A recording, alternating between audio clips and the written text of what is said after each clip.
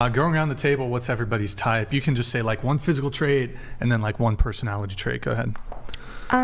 Tall. Tall. Okay. Tall? How tall? 6'7" and up. Shut up. Come on. Come on. I'm being 6'7". serious.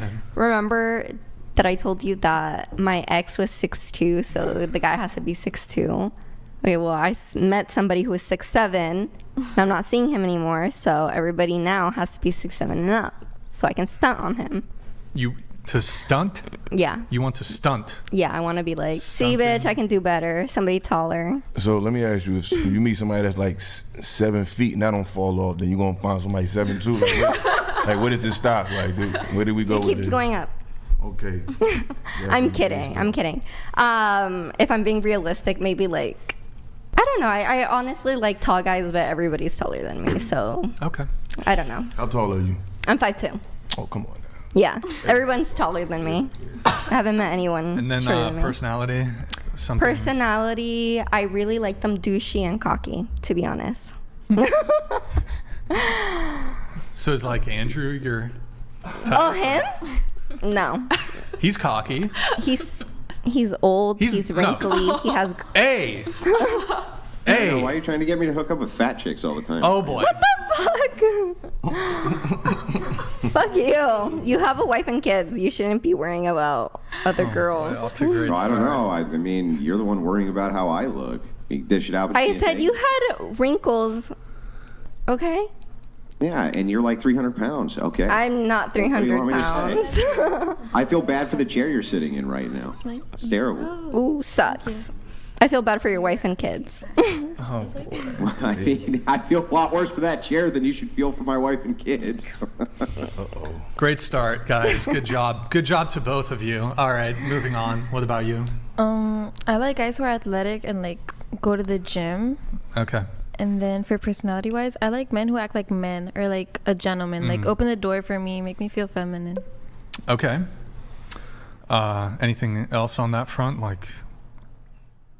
Like men who act like men. Yeah. Open the door. What I feel else? like it doesn't take a lot of effort to open the door either.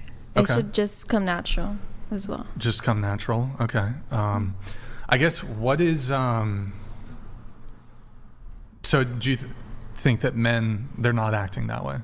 Some of the guys I've dated or like have talked to don't. So initially when I'm picked up, I expect them to open the door. So if they don't, that's already like a red flag that I note down in my mind. It's not something that I'm like mad about, but it's something that I think about.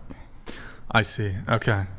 Can you list off any other things that men should do? I think it's really good if you're family oriented. Like I don't like men who don't really care about their family or don't do things to help their family.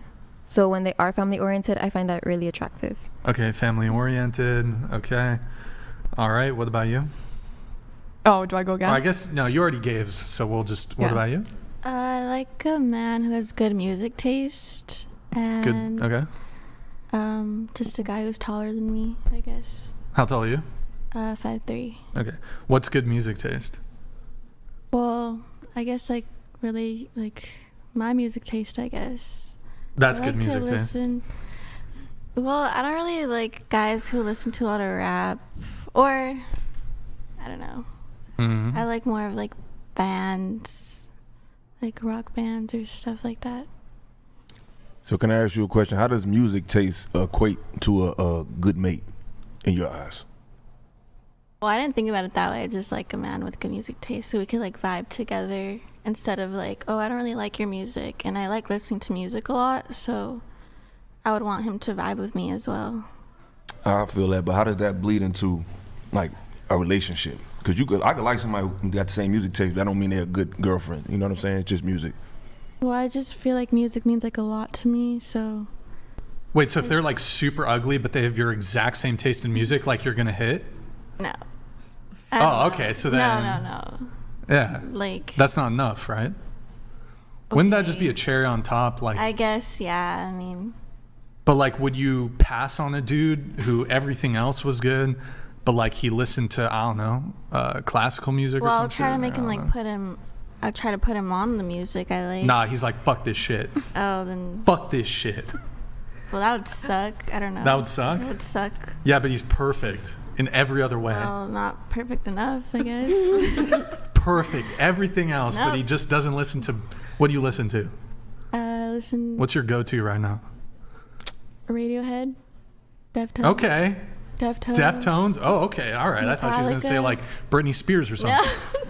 Or like. Fucking Rap? Pet Do you do Shop. rap or just. Oh, she's like Pearl Jam?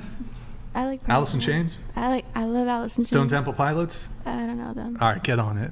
Okay. Get on it. Get with the program. All right, Okay. Arcavia, what's up? My What's the question? type, like I have preference, which are Asians, but honestly, I'd go for anything. But I also like men that are mean, but not mean to me, but mean to other people. But nice Like, to you. Yeah, because I'm very dominant in when it comes to relationships. So I have to like also have kind of a man that is also could be a submissive. I should say, yeah. But so it's like, yeah. But not like that. It's just very someone like I'm like go do that, and they'll just go do it. Like a golden retriever Pet. boyfriend. Yeah, Yeah. like a little pet. I like Yes, that, yeah. yes, that's how I am. Andrew, but like you're- I wanted to be like that in public. He's not like that in public. He's a more like In he'll the tell someone to bedroom. fuck off. You know what I mean? He's dominant. Like but a man who has a soft spot for Be you. tough with everybody else, but your Yeah. little Yeah. pet. yeah. Yeah, good luck. Not my pet. I would just like I want a man to do anything I tell them to do. But then he's not a man then. No, 'Cause- he's my man. But I'm saying, a man don't just do what Okay, you then say. okay. Guess I like to wear the pants in a relationship. That's what I like to say. I feel you, but that's. Can you boost I that? don't think that's what a man would like. A real man ain't gonna do that. Yeah. Okay. Well, that's not my problem. I will find the right one. But I will. feel Actually, you. I do have the right one right now. Temporarily. Really? Wait, I thought you said you were single. I am single. Is it the You do 5'5"? realize that that the opposite of wearing the pants in the relationship means that the other person's wearing the dress in the relationship, right? Like that's what that means. Is that Yeah, but like I only said it as like a metaphor. Like I don't like. Yeah, I know. I'm telling you the entailment of the metaphor is that if you wear the pants in a relationship, you're saying whoever you're with wears the dress. that's why just- men that's just said kinda your like chick men I've wears been the with, pants in the and that's why I relationship. That enjoy means it. your dude wears the dress. That's what that means. Okay. But yeah, no. I just like I'm dominant. Like, you know what I mean? I just am. But I'm like, I feel like if anything, he'll look good in a dress. So And some guys like that. I promise you, if I told someone to put a dress on, they would put a dress on. Some guys It's- like that stuff. Nah, huh? the truth is, Excuse me? it's because you're attractive. So a lot of dudes don't stand on real business. So they feel like since she's cute, I'll acquiesce to her because they'd rather deal with you than to be by themselves. But real men ain't Deal going for with that me? shit.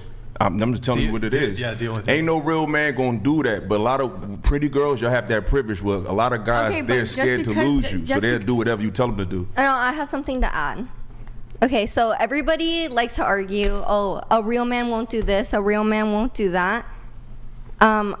A 25-year-old is a man. I'm not going to call him otherwise. That is a man. That is a grown-ass man. Yeah. I'm not calling him a boy. I'm not going to call him anything else. That's a grown-ass man. Biologically. A man isn't a metaphor. No, but we talking about with a man. Listen, if you're a 25-year-old man and you let somebody come and push you in the face, yeah, you're a man biologically, but you're not a man in real life. So what I'm telling you is, a real man who really has dominance, who really wants to have some type of authority, is not going to let his girl just tell him what to do, and ultimately she's What? not going to even It's- get. But it's not Hold- about That is- telling them what to wait. do. It's No, I'm about going based on. compromise. I'm talking about that's what you're saying. She said dominate. So dominate and compromise are two different words. So based on her You can definition, be dominant and compromise. No- and no- Yeah, no doubt. together. like I can also be. I could be. y'all I could be, also talking from a woman's perspective as well. But you're also taking. I'm pretty sure you're describing your own personality, right? As the man you are, right? No, I'm saying just in general, like men that I know that quote unquote are what Men women that are. you know? Yeah, women that are the type of men that y'all like,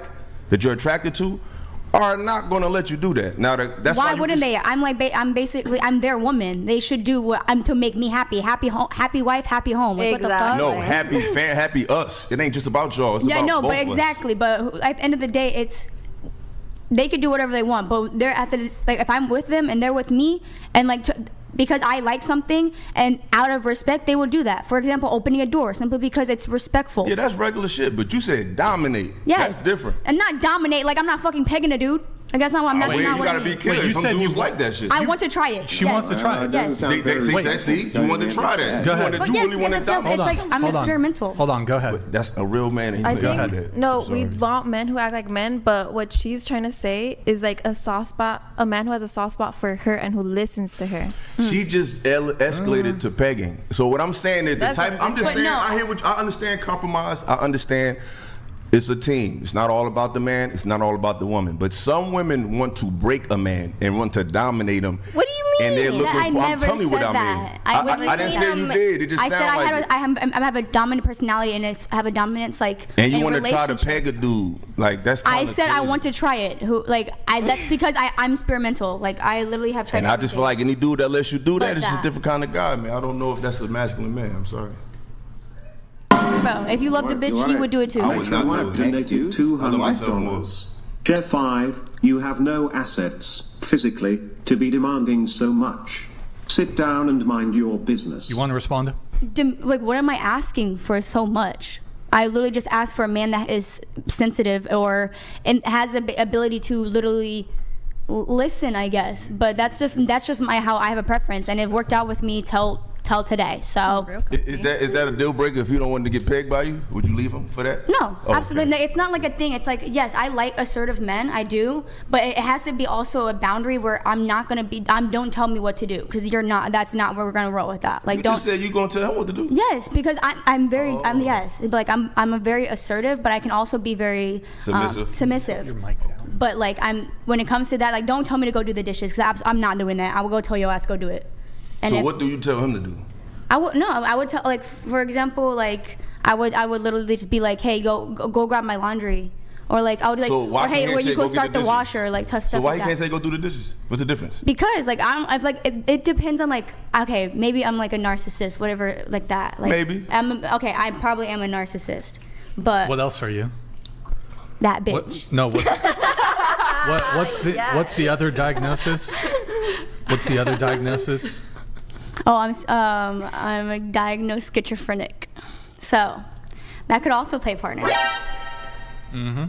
Okay. All right. Do you have more? Or? Do you think, say, God forbid, say if something happened to you and you went through some type of disfigurement, you would still have that same bravado? You think you would still get that same response from men if you didn't look how you look? No, probably not, honestly. But I would also have the mindset that I have now. Like I really am. So you would still be dominant with the Yes, like I would still have that type of mindset for it when it comes to that. So I wouldn't change personally, but I'd see that how the men would see me differently and would probably not be so, willing. I should say. You're so full of shit. The last show you were here, you were talking about how a dude came out and met with you who was like gonna take some pictures or something. Was that you? Is that the same? And then he ended up dating him, and he cheated on you like 17 times. Is that the same chick, Brian? Am I crazy? Same. Yeah, it's her. It happens to the Yeah, best it's the of same us. chick, right? It's Andrew. like it's like you're so dominant. Your dude cheated on you. Like Okay, but 17 yes, times, but you he- end up like, getting okay, yes, back that together with happened. him. Give Okay. me a fucking break. You're Okay, but yes, trolling, that and it's not happened. even But good. yes, It's not but even he good is trolling. very like that man is my bitch. Like I'm not lying. He does do it. He does The do man who that cheated cheating on you shit. But when 17 he's at times is home, your bitch. that man, Okay. Yeah. that man Yeah, would your do bitch. anything I Yeah. say. Yeah. Literally, and he's at Whatever home. you say. The- You couldn't. But he still couldn't even cheat keep on him- you. You couldn't keep him at Yes. home. He cheated on you 17 times. But What like do you those, think? Do but whatever how you say. I describe cheating as him going into other people's DMs and calling them beautiful and stuff. That's Like he's what not you out said there last fuck. He's time. not out there Last fucking time people. You said he fucking was plowing other chicks. That's what I you never said that. He does no. Yes, you did say that. No, I didn't. You did. You did. Run it back. Where's the So clip? you don't think he trying to hit? You don't think he hit nothing? If he put DMing chicks that they beautiful, you think that's all it's staying at that? I don't really care, bruh. He You ain't my should- nigga now. Oh, he not your dude no more. No. Oh, so what? So how many dudes you met that like agree to this stipulation that you put on this? You wear the pants. Is it working? Yeah, it works a lot. A lot. She only work once. Yeah, no, like it happens because like when they're really into you, they're just kind of. So that means it's happening, then you lose them, then you get them. Like you keep gaining new guys that agree to this. Yeah, but like it's not like I've only actually dated 2 people, but yeah, those 2 long relationships I've been in were successful because How they successful? If they ended. I know I broke up with them. Oh, why? Not, why? because the first one I was with for 5 years, I moved to California not long after I met my other ex I was with for 3 years, and I broke up with him because So of y'all his- y'all broke up because of distance, or you just I broke up with him because I was moving, and Okay. yeah, So what about the next guy? I broke up with him because he was cheating. Oh, okay. So But she wears the I don't pants, know. you see? I don't know. Yeah, but I'm not gonna go if a guy He's wants in to. control. But if a guy wants to go cheat, no matter what you do, you could have him like if a guy's gonna go cheat, he's gonna go cheat no matter what you do. Like you can't stop it. You Doesn't can't. sound like you were in control to me. Sounds like he was. At the house, I was, but literally, you can't help like when somebody's gonna go out and do whatever they want. Like that's not me. But when you're at my house, like bro, that's between Well, I mean, us. you could help it if you were actually in control. Well, you can't help a man that wants to cheat, bro. Like you Right, really 'cause can't you're stop not that. actually in control. That's my point. Men You're are not really in very control. different Yes. behind It's an closed illusion. doors. What you have is the illusion of control. You don't have any control. No, So men are he's so some man different who says behind he has closed to- doors. Let him Why he's finish. banging other chicks? Like, what are you talking? You don't have any control here. You have you have no power here. No power at all. Okay. He's able to do basically whatever. Okay, but right? And when- then he gets to go back and hook up with you after anyway. What does he care? it sound like he playing a game. He definitely sound like he Totally. playing to your He doesn't advantage. give a shit. And then go when you are. Yeah, exactly. But that was him. You know what I mean? Like I've been with other people that do play that part. Like I have been with other men. I've been with women that also like that. So it's not like oh yeah. But I'm also saying when you say controlling, like I'm controlling him, that's not what I'm doing. It's just that like I'm very assertive. Like I have a very that bitch mindset, you know what I mean? So like I like men that respect that, like you know what I mean? Like Men I don't know, that it's really hard to respect that explain. you're that bitch. No, not that I'm saying like it's a mindset, you know what I mean? Like it's really hard to explain, but I like men that accept that. But I'm not saying I'm like gonna What do they pull this man accept by in his those? hair and be like, listen to me. Like I'm not like that. That's not what I'm being by controlling at all. I just like men that listen, literally just listen. That's all I'm trying to say. Like I like men that listen. Sound like you need a child, man. Oh hell no. I don't No. know. It sound like you need a pet. I don't know. I mean, I do have we all pets. need to listen to each other, but it's the way you say it. It sounds like you just want. Yeah, I know what it sounds like. That's what I'm trying to whatever the correct hell it you because tell that's me not to what I'm. But how you guys are spinning my words It's like 'cause- crazy. I said it sound like. I ain't say it is. Okay. That's just what it sound Let like. me add something.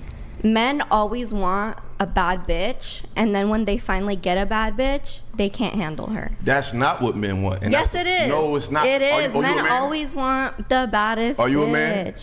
No, but I hear men always say, "Oh, I want the baddest bitch. I want this bitch. I want the bitch who's a 10 out of 10. I want you don't hear men a say that. arm candy. I want."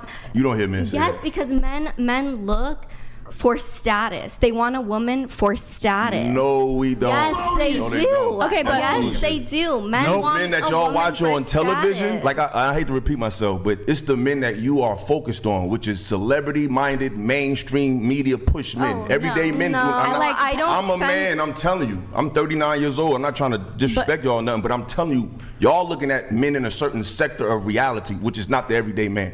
The everyday man don't care about your status. Based on the conversation I had from these women, the men that I know, what they appeal to is what these two young ladies was talking about. Someone more conservative, more saving themselves. Don't no man want a bad bitch. He may want to have sex with that, but Yeah. as far as a woman that he wants to be with long term and submit some type of vulnerability to, it's not a bad bitch. Trust me. He Yeah, wants but to I'm not fuck walking you. around. I'm not walking around saying I ain't I'm a talking bad about bitch. you. I'm just talking about whatever you call a bad Okay, bitch. but do Men you- don't want that. Do you think 23, 22, 21, 24-year-old women are looking for a husband right now? I don't know. I No, ain't. we No, are you're- not looking you- for yeah, but husbands you were- right now. You were talking about what the men want, and you're saying Yeah, do you think the men are looking for a husband for a wife right Yeah, now? but- Absolutely not. So Men why do would they not care want to about- commit yeah, that's right cool, now. But you said you To a bad bitch? yeah, No, they don't. Yeah, but you were saying that they want Oh a my woman. Hold God. on. You said that they were wanting a woman with status. They do. They For they a want hookup to. No, or for that's not marriage? what I said. Sorry, I That- said they that's want a different. woman to That's- add to their status. They want a woman. You just changed your entire. No, that's argument what she then. said. That she literally No, said she that. said no. She said I said they want a woman for status. That's what I said. You Yeah, said- you said- TikTokers maybe. Yeah, but I like men They that are not want popular. they want a pretty Like, girl. Okay, a man Wait, does wait, not wait, want so hold on. a conventionally So would this ugly. would this add to a man's status? An attractive, feminine, submissive woman? Or a bad bitch.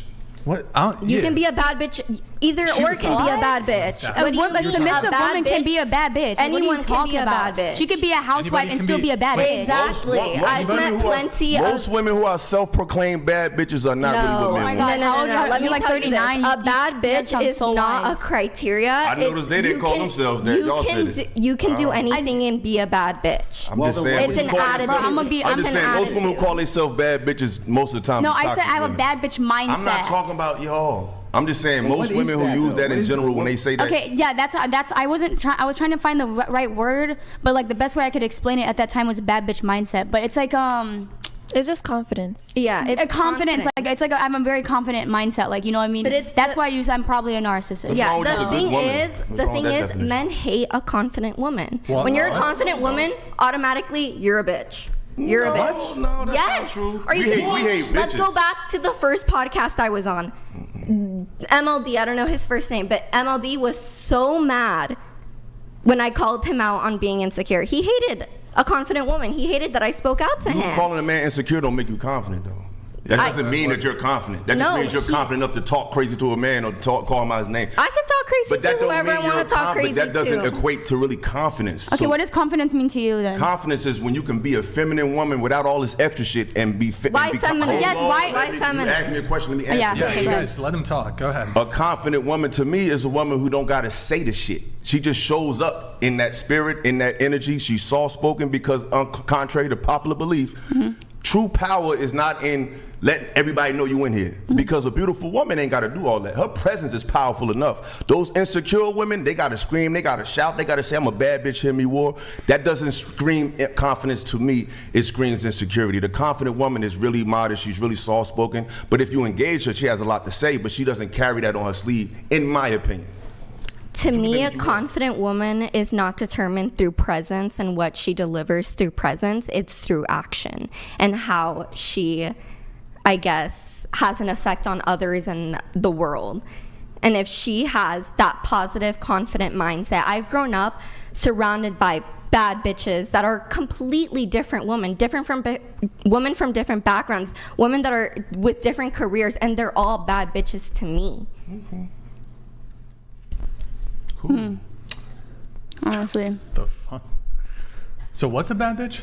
I don't know. A confident still don't woman know. who takes no shit. No, I think a bad bitch is a confident woman. Take no That's really shit from what no I man? think. Yeah, But how exactly. confidence No, or no looks in bitch. the- in Because, the eye like- of the beholder. Because how But y'all think confidence, I don't think Yeah, so. because how I grew up, like I'm like a very like loud person, like, but that's just simply how I grew up. But I'm not out of like person like publicly saying out loud like, oh, I'm that bitch, I'm like that bitch, like no, I'm not like that, but like this is the way how I think. I'm in my head, like confidently. I'm Basically, for like, lack of a better word, you use bad bitch mentality, basically. Yes, because I can't think of the right word. That's what I said, but that's the best way I It could could be describe confident. It could be, Yeah, but like it's Audacious, you know. You're saying that women should be soft-spoken and feminine. No, I said what you could do what the fuck you want. I'm talking about what I deem as a confident woman is, even as a confident man. I Yeah. don't think confident people make it so clear. I think confident people are very cool So- in their spot. They don't have to scream and holler, I'm here. Like to me, that breeds insecurity. True. Okay, True. so I what? agree with that.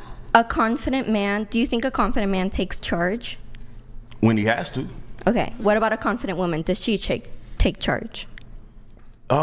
Exactly. No, See, you ain't let already me. said, You gotta know. No, you gotta let me. That Nah, don't. See, that that's what I'm already- saying. that That's already that false answered my confidence. question. You're just talking over people. That's not confidence at all. I'm sorry, but I you- thought because I like to think before I speak, so that's why I took a second. So you asked me, does that mean a woman is confident? It depends on the scenario because you could speak up because someone had to tell you to sit your ass down. So just because you could be doing the most, and the man say, "Hey, sweetheart, can you calm down?" You can bust What up. the hell does the man gotta tell him let to me calm fin- down? Yo, can I finish? I'm not even talking about you, sweetheart. It ain't about you. Relax. I'm talking about in general.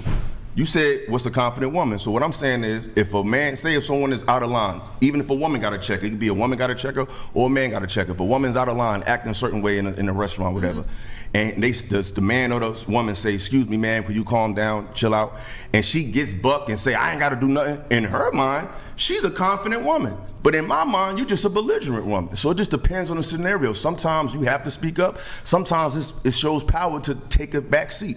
male or female. So a good leader is also a good follower. So just being able to talk back and check somebody, that don't mean confidence to me. It just means you want attention. But So- why? That does not cause attention. Just because you really do not take in nobody's shit and you're not going to be Depends sitting. on the scenario. But why Yeah, did like, I'm you- talking about your scenario, the one you literally just gave That's me. not Why confidence. did you answer my question with a hypothetical for a woman, but you didn't answer the question for a man with a Because hypothetical? men Why did could- the woman have to get a hypothetical? Because men are naturally supposed to have to be leaders. I think women today's time think that to be confident, they have to mimic masculine behavior to show confidence, and I don't necessarily agree with that. How many So- times, if a woman's around a true Like man, this is that why men like you literally What's have like men like talk, me? You don't even you know talk me. about like you men like to have your mindset is like why men believe that they have so much like stress when it comes to relationships because you guys believe that you guys What do we literally believe? you guys That we're have to be leaders, you guys have to be dominant, you guys have to do this and this and this, and that's why men have stressed out about relationships so no, freaking men hard. are stressed because they don't know what type of women to pick. It ain't got nothing to do with what they doing. Men are stressed because they chase after looks outside of character. Yeah, maybe so you you need to be chasing after sensitive. women. We not what's insensitive about what I'm saying. No, I said you need to learn how to be sensitive. Like I'm you, very- but I'm having the mind, sensitive. I need to be a leader. That's the problem. Today's women want men to be soft so they can be tough, but that's not reality. No. Let me one- add something real quick. Can I Men, just ask a question real quick? Why does he need to learn to be sensitive? Exactly. No, because I'm saying that whole mindset is like the whole like leader, because then you meet like for example like I would not be able to be with someone like personally that is so dominant, or like someone that is that has a mindset where I I have don't want to. a They have fucking to. sensitive guy. Come off that shit. What are you talking about? But no, I'm just saying no. I'm just saying not Sensitive sensitive. guy? Yes, the Should word he- sensitive should is he a perfect cry word in I the use. movie I use the theater word with because you? I literally when the believe little it. dog dies, should he cry in the movie theater with you? You go, oh my god, I can't believe the little dog. Okay, no, I don't like died." pussies. What do you mean sensitive? You don't want a sensitive guy? No, What are you but talking that's about? not what I mean. Like being able to, freak. I don't know the word, but being able to. express your emotions when No, during- that's not what I mean. But I mean like the being able to Do what you tell Open them to up? do. no, but being a freak. I don't know the word, but it's like when being able to know like when it's okay to be like Yeah, Show your express your emotions. emotions at the right time. Like open up at the right time when it's the yeah, right but what's moment. that word? Common sense. Vulnerable. Vulnerable. There we go. But that don't. Vulnerability and leadership is two different things. A man is still a leader whether he shows vulnerability or not. You show vulnerability, but you Yeah, still got to but wipe your face and go my- back and still lead. Our be a friend leader. Andrew over here said that no woman wants a man who's a bitch and who cries. There's some So truth to that. Hang on. What did I actually say? Repeat what that, I heard actually was said. no woman wants a pussy. Some shit. No woman No, what wants I a said weak man. was is that some I shit don't like that. believe that you actually want a sensitive guy. You're Wait, talking can I about say something? sensitive, especially emotional sensitivity. Hang I on, don't- calm down. Hang on. I've been letting you go back and forth. Chill out. I Okay. think it's both. Especially when it comes to emotional sensitivity. You don't want somebody in a movie theater, right, who cries when Bambi dies, okay? None of you women want that shit. Just stop coping. It's fucking bullshit. Total bullshit, Yes. right? You're never going to convince me in a million years that that's what you want. So that, if you think that that equates to being a bitch, well, I mean, I guess I can kind of grant that because I do think that that is kind of bitch made Yeah. to cry when Bambi dies, right? So that's all I'm saying.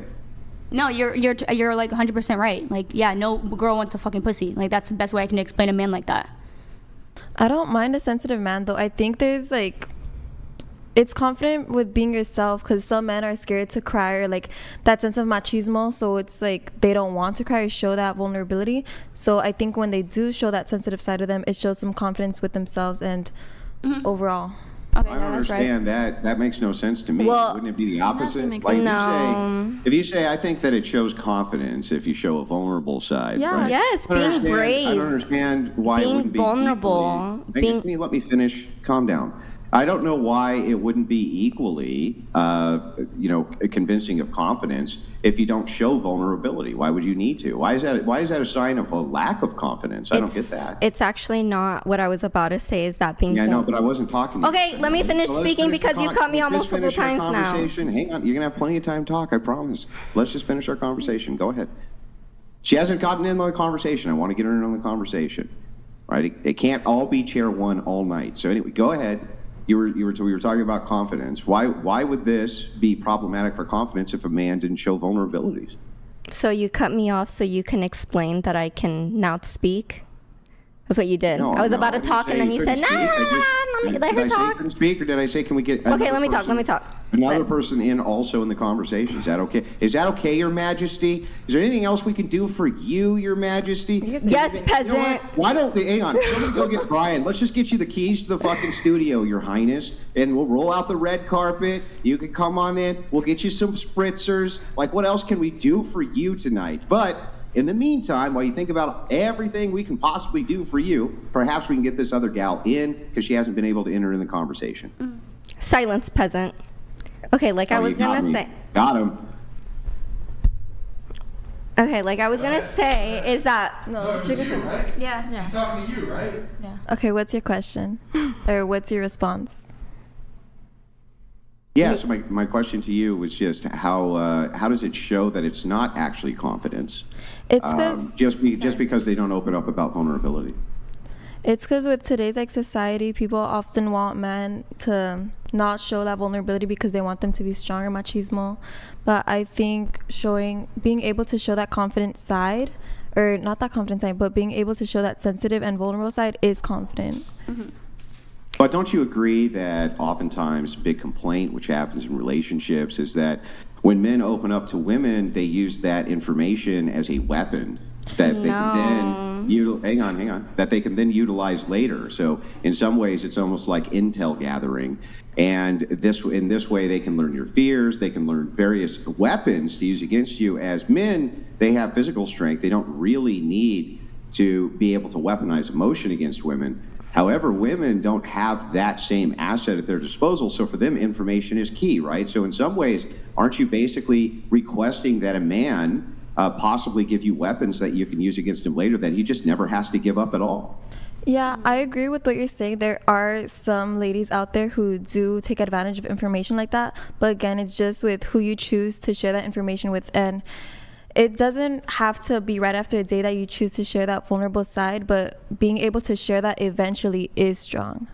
How long is eventually? Like, if he As long never as it shared, needs- if he never gave you the weapons, like, what's wrong with that, right? I don't really understand why that would even show a lack of confidence. Let's say this guy handles all of his business. He takes care of everything he's supposed to do.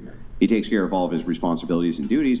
Just doesn't want to open up to you about whatever emotions he has about any particular fears that he has or things like this. Why is that actually a sign of weakness rather than a sign of strength? Because you don't trust me. If I'm dating someone and they don't show vulnerability or they aren't comfortable enough, Then you don't have any expressing- weapons. No, I'm not saying that it's a weapon, but you have What to be happened comfortable to with you, someone. bro? Are you okay? Like, No, he's been through some shit, obviously. Like, who rejected you? I mean, there's some truth to what he's saying. Yeah, no, And there's some definitely, truth to but- what y'all saying too, because I get it. It's like, so, but that going back to what I was saying Did we originally, really vulnerability. get That's what I down was trying to use like, earlier. Who hurt you? Are we doing the who hurt you thing? Yeah. Who hurt you, bro? Who got you? Who hurt you? You're like, hey, you're like pushing 60. all the dumped women on the fucking panel. Who hurt you, bro? Okay, You're pushing 60, and you're like, really like, you're broken. Oh, you got I me. just- I'm pushing You're 60, you're broken, pushing dude. 220. We all got our fucking crosses to bear here, okay? You're broken. You're a broken spirit. What were you saying? The only thing that's about to break is those chair legs. So, I mean, I would just calm down, honestly. You're okay. So, you think okay, let me ask you. Last time I was on, you said that as women age, they get ugly and less attractive, and then Yes. so you. Is this controversial? Oh, did I make a controversial statement? As women get older, they become less attractive? Yes, this is the case. Do you think your wife is ugly? Oh, you were going to tie it into the wife? Yeah. Less attractive now at 40 than she was when she was 20? You got me! Oh my God! I'm able to view objective reality. Boy, that was a real hit. You really got me with that one. You're broken. That was quite the zinger. You're broken, dude. Yeah, you're broken. why do y'all always say who hurt you? Like, a lot of people. I just think- I'm just talking about him. I'm just talking about in general. Like, women just always said- say I who just hurt said- you. Like, Because I just y'all said a get normal hurt. person. Y'all admit when y'all get hurt. Let Yeah, me tell you definitely. That's how something. we Let me tell you ask you, something. because like Everybody gets Can hurt. I answer? we generally care. I was a nanny for a very long time. I babysat for lots of people, many different ages. I have never met a stable man that acts like that man right there. Never met a stable man that acts like him. I've never met a stable woman that can't keep her appetite under control. So, you know, I mean, this is the thing. What? Right? What is your deal, dude? Look at you. Look at you. How much do you weigh? How much You're do so you triggered. weigh? Calm down. Calm down. No one's triggered but I'm 6 you. foot and 200 pounds. You're right. I need to lose about 15. You need to lose about 50. Okay? Look, we all got our roles here. Calm down. You're broken. You're a broken boy. You got me. You know what you are? You're a broken record because all you got is you're broken. I haven't heard you say anything else. I just feel like the mindset of like your head immediately going to she's using it as a weapon. I don't know, like for me, I would never do that. So I think it really depends on who you are with, because I agree with her. Like, I think it's not like lack of not showing trust. Like, I would want to be emotionally vulnerable with but I want you to think about it from the other end. What you're saying makes sense to me, right? It's rational. You say the idea of a man opening up to me is showing that the man has trust. This is rational to me. The problem is it's also rational to me the other way. The man says, well, wait a second. If I open up, I actually give the women around me weapons they would not ordinarily have and information they would not ordinarily have, which can then be used against me. That's also rational. It is. Even opening up to you that they have that fear itself can be weaponized and used against me. So the thing is like, at the same time women say, I want an emotionally stable Billy Badass guy. Right? At the other side of their mouth, I also want somebody who's super emotional and opens up to me. It's like, well, that's because Billy Badass, really, you can't emotionally weaponize anything against him unless he tells it to you. Well, I don't think I'm asking for someone to be super emotional with me all the time. It's just, if I were to want to be with someone, I would want to be emotionally connected with them. Right? Yeah, but why does that include that person telling you their fears or telling you things or, things about themselves which could potentially later be utilized against them? Why is that a requirement for emotional connection? I don't know. I just feel like if you have a mindset of, oh, this woman is going to use my emotional vulnerability against me, for one, I don't think... It's not a set of is, so it's not saying... I don't know. To me, I think you should be working on yourself.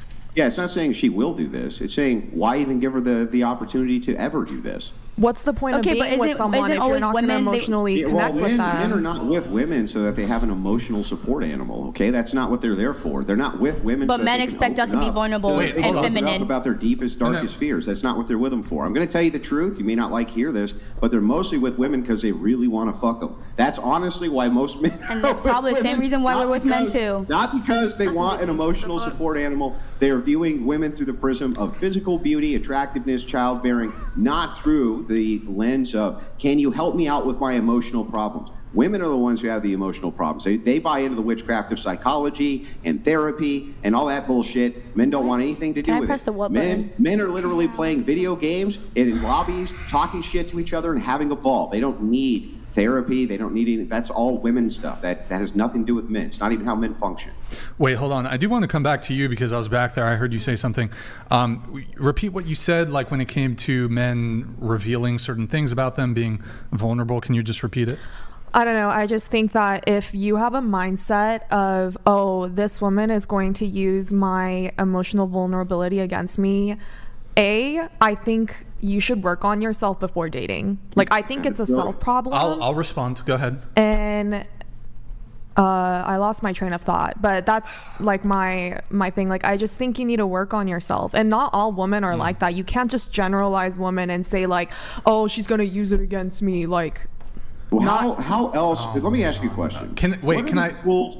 You're meeting the wrong woman then. Have this exchange here. What do you think the tools are of women for attacking men? They can't beat them up. So how do they do it? They do it through innuendo? She can answer your question in just a second. Okay. But so can you just repeat it one more time, and then I'll have the back and forth. Yeah. I feel like if you have a mindset of thinking like, oh, this woman is going to use my emotional vulnerability against me, I think you should work on yourself before getting into a relationship. And so do you think that men should pretty much, at what point should they be willing to be emotionally vulnerable from this jump?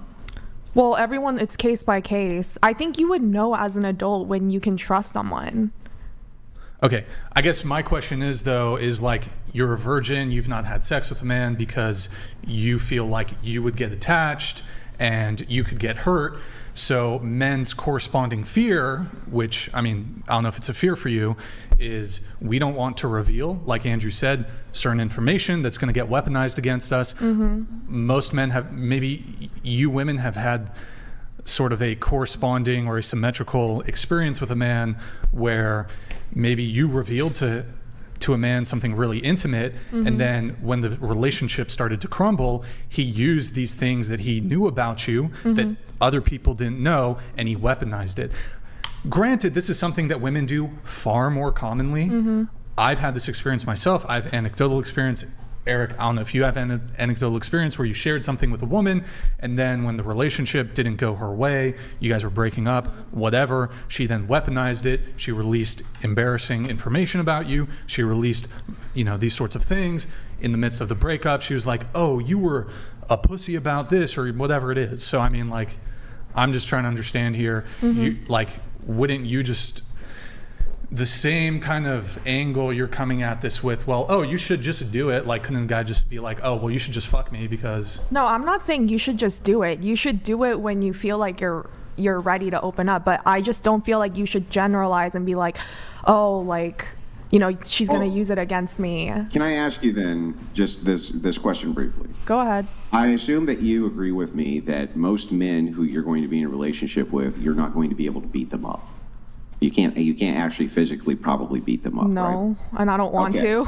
So right, exactly. So inside of this force dynamic, that is not a tool which is available to you. Right now, this is terrible to say out loud, but it is the truth. That is actually available to men. They can utilize force. They do it with other men all the time. But it's not something they have to fear from you ever. They don't have to fear that you're going to beat them up like they have to fear from a guy that they'll get beat up. So the question is what are the tools that women use to attack men? What do? They use innuendo, they use slander, they use rumors, they use things like this. Most of those things come from the men themselves telling these women these things. Since that is the case, you can't beat me up, but you're really mad at me. How are you going to attack me? Well, Bangs over here begins by saying, making some age jokes, right? They can assault your looks. You can start with that route. But if you really want to hit home, right, you're trying to attack the reputation because men care about reputation. So if they open up to you about things like their fears or embarrassing stories or they're emotionally vulnerable to you, how are they not setting themselves up for attack from you? But isn't that the same thing, setting when women be vulnerable and feminine? You guys like to use that word. Are we basically setting ourselves up as well? Men can use that against us. So, but you're making it sound like, oh, men are the victim. Yeah. Wait. If it were the case that we saw, for instance, that women were putting up, or men were putting up online, like, oh, are you dating my girl? Like women are putting up, are you dating my man? Things like this, which are designed to attack and destroy the reputation of men. Women are far more likely to do this than men are. But women are far more likely to go to court, make up stories. They're far more likely to make up stories in order to get assets like children and child support. They are happy to utilize information and weaponize it to attack men. Men usually don't do this because that is such a lie. That is such a lie. Almost done. Nah. Because when they deal with men, they have the physical option. Men always have the physical option with other men. I don't like you, bam, you get smacked in the mouth, right? Easy, done, right? This is the option they can always go with. With women, they can't do that. What ends up happening is they have to use the same tools, which is innuendo, slander. They're not as good at it. Wait, so by using your example, then shouldn't women have more to lose since they can get hurt, like physically and emotionally? Well, men aren't attacking women. My point isn't to say that men are out there attacking women in relationships. And right now at the DV rates, for instance, they're pretty equal. What's actually going on, I'm trying to show you a force argument. So let me explain what I mean. So if me and the gentleman who's in the studio with you right now, if I'm in the studio with him, we begin talking shit to each other, he readily has the option available to him to reach across and punch me in the mouth. And probably would if I said the wrong thing, or he may think vice versa. For women, that's not the case. He doesn't have the option to just reach over and punch you in the mouth. Okay, yes, that is a social taboo, one. So he has to use the same types of tools that you would have to use for physical prowess, which would be slander, innuendo, things like this. But because men are generally used to dealing with men and not women, right? They focus on the force aspect, not on the rumor mongering slander aspect. Women focus on that even with each other. So they're way, way, way better at it. So I would say no, men actually have way more to lose by opening up about their vulnerabilities than women do. Okay, I just want to say, if you're going off by your point, you're basically saying like, oh, we should probably not have sex with men then because we're scared that we're going to get beat up. That's like basically what you're implying. What are you talking? No, the opposite.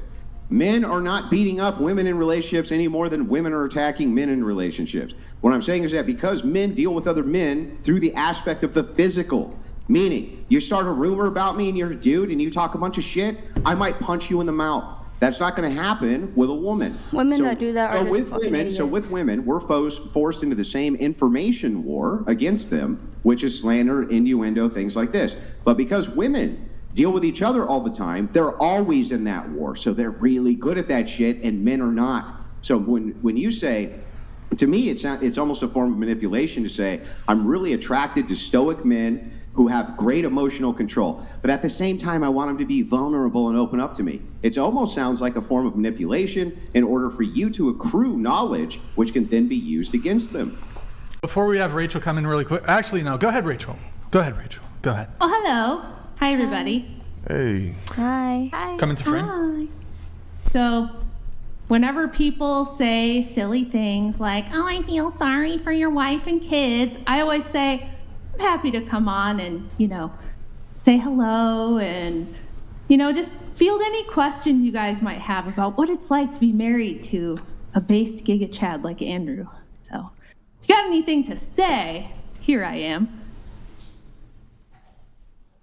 I'll Nobody? go first then. How do you feel with your husband like making these comments like on What live comment? as well? Well, just like saying rude things to women or like screaming over them. Like, how do you feel with that? Well, he doesn't say rude things to women until they say something rude to him first. So Bangs was the first one to say, he's got wrinkles and he's old and he's got gray hair and ew, he's gross. So of course he's gonna say something back. And they've had exchanges back and forth before. And she's plenty happy to be rude and say mean things to him first.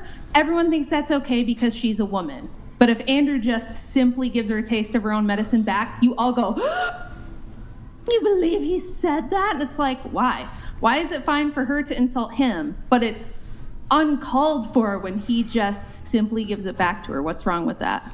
Also, last time I was on here, he said that I wasn't a 10 because I had small boobies. Oh my goodness. And I didn't do anything. I just said I was a 10. I have a question for you too. He said that you're getting worse with age. How do you feel about that? Well, I've been on the show myself, and I'm 44 years old. I've had 5 kids. So, no, I'm not as hot as I was when I was 22. Like, this is a fact of life that all women have to deal with. The time of your life that you're hot it's like short, and it's limited. You're not gonna always be a hot chick. So, you can't expect that part of your life to last forever. I mean, it's just a fact of life that we all get less attractive as we age. Doesn't mean he's not attracted to me or I'm not attracted to him, but I'm not as hot as I was when I was 22. In fact, when I was on the show, I rated myself a 5. And everybody always gets upset with Andrew because he rates me a 6. And I'm like, I think he's giving me just a hair more than I deserve, but I'm a normal, regular, 44-year-old Midwestern mom of 5. You want me to come on here and say I'm a 10? Do I look like Pamela Anderson? You know what I mean? It's like, come on, just be realistic. You guys get upset with him because he tries to give you a little tiny dose of reality and he doesn't blow a bunch of smoke up your ass. But he's never rude or mean unless you do it to him first. That's not true. Okay, can you give me an example? I just gave you one. Well, you had an attitude. So you were being kind of like how you did earlier, where you're like, I'm gonna dominate a man and I'm gonna live. No, so if but you come with when a I told- sassy attitude and then call yourself a 10 when you're clearly objectively Okay, not but a 10. I can have that's Well, just you're my, not that a- was just my personality. But when I said it was like that comment, like when you're like when the person said rate yourself 1 through 10, I literally when it was my turn I said 10, and then I was like, do you want me to stand up? You know, because I wanted him to rate me, and then he gave me an 8. But then he was like, he had Andrew rate me. He said like a 3. Or she's like, she's not a 10. She has no boobies. Doesn't that make you uncomfortable? I was like, what? Like I didn't do anything. I just rated myself. Isn't Like, that weird that your man is looking at her chest? Isn't that weird? She stood up and asked to have her body evaluated. No. I said I wasn't asking for him. By the time I asked, he wanted what's his name? Andrew. So Brian. just a second here. Brian? You said you were a 10. Andrew said, no, you're not a 10. And he had to explain why. So that was the reason he gave. That's his opinion. No, it doesn't make me uncomfortable. It doesn't bother me. But it was so unnecessary. That's why I'm saying that he is mean when there's no reason to be mean. Like that was like I was like, oh okay, I guess. Yeah, I watched his comment was so episode. unnecessary. I watch every episode. You were no little angel. You were not some sweet, nice girl. I am who's just not really an angel. kind. I'm not. I never said that. Right. So you had attitude. You had sass. You Yeah, but never. a sweet Yeah, little but like, angel. So and that if you moment. said small boobs, then you have small boobs. Like, what do you want me to say? Like, I'm sorry that the comment you wasn't noticed necessary. The comment wasn't necessary. We're just asking for how you feel about your grown-ass husband saying that stuff. First of all, don't ever say grown-ass man. It's ghetto. I don't give a fuck. Whoa. Try reading some books. Do you know what ghetto is? Maybe. All of you've been to all this college, and I'm like, where's all the college education for all these college You're all in college, and you can't put two. You're not even using the word. You're not even using the word ghetto right. So you have like no He's backbone. a grown ass. He's not a grown ass. Man. That's but saying those words does not make her ghetto. You have no backbone. You know what ghetto Ghetto is? thing to say. A white woman backbone. saying the word ghetto. Crazy. I feel bad for you. Crazy. I feel bad for you because you're 22 and you're on OnlyFans and you've already hit your peak. And you're plenty happy to be rude. You have been so rude on this show, Bangs. Don't sit here and gaslight this whole audience. We've all seen you on here, multiple appearances. You are rude and nasty as you can be. And then you that they're gets literally the perfect for each views. other. That gets the views. Why do you think I keep getting invited back? Why do you think I keep getting invited back? She's literally. I'm every time I'm on here, I am the title. I am the title every time, lady. I can't hear them. When you both start clucking. No, I said that it's like I just complimented. Like you guys are literally the perfect couple. Like I see why he's attracted to you. Like yes, you guys are a perfect couple. Definitely. Listen, I think it's mean. I think it's actually the cruel thing to do to let young women have free license to act terrible, to be entitled, to be rude, to think that they owe everything handed to them on a silver platter because they push their boobs up, to act like this short phase of life when you're at your peak fertility is going to last forever. That is what's mean, because what happens I'm sorry you can't live that anymore, and we're going through it. Like what? See, this is the thing though. I never did that. I didn't do this thing where I was just like it's giving old and through mad. my 20s and 30s. Are you gonna let me talk or what? So I didn't do this thing. I never did OnlyFans. I didn't sell pornography. I didn't go through a party hoe phase. I was a mom when I was 20 years old. I only ever wanted to be in long-term committed relationships. I was hoping I would just get married and that would be it. I did get divorced. Wasn't my fault. Wasn't anything that could be done about it. Lesson learned, didn't repeat that. But what I'm telling you is the mean thing is the whole world telling you that you guys are strong, independent women where you're going to cry because your hair straightener stopped working on your Not birthday. so much on me. You said that you were your man was only being rude to people who were being rude. I haven't been rude. So I don't feel like you should come for me. Did you say confront you? Come for me. Come for you. I'm not coming for you. I'm saying it's absurd for you to believe that it's like normal behavior to cry because your straight iron broke or cry on every birthday. Like, young women live in such delusion nowadays. That's why everything's all messed up. That's why everything's gone to hell in a handbasket. You guys, are not acting like the grown, strong, independent, equal with men, women that you claim to be. And when I just come on here and say, look, this behavior is ridiculous, this is silly and absurd, you can't even take it. You can't take the slightest bit of just like obvious criticism. I'm not calling you names. I'm not swearing at you or anything like that. I'm just saying, you guys were like, well, we want to know how you feel about this, and your husband is rude, and we don't like, and it's like, okay, I'm trying to explain it to you. Okay, I'm trying to explain to you that this princess fantasy world that you live in does need to be, somebody needs to break that down for you, because that's not reality. Can I ask you a genuine question? Yeah. How long have you been with Andrew? Like or like in a like dating and married, I would say, like in a romantic 17 years. Okay, 17 years. So that's a long time. You guys seem like a relatively happy couple right now. Yeah. I'm sure you guys had to have some sort of like emotional connection, right? To like make your whole relationship last 17 years. Can you tell me like how you guys do that? Because he made a remark earlier about women not liking, like men not being vulnerable because women will use that against them. And so like he was saying men shouldn't really show like a lot of emotions. And I'm genuinely curious, if you've been with him for 17 years, like how do you guys keep that? Because I'm sure you guys get into fights too. You guys are human.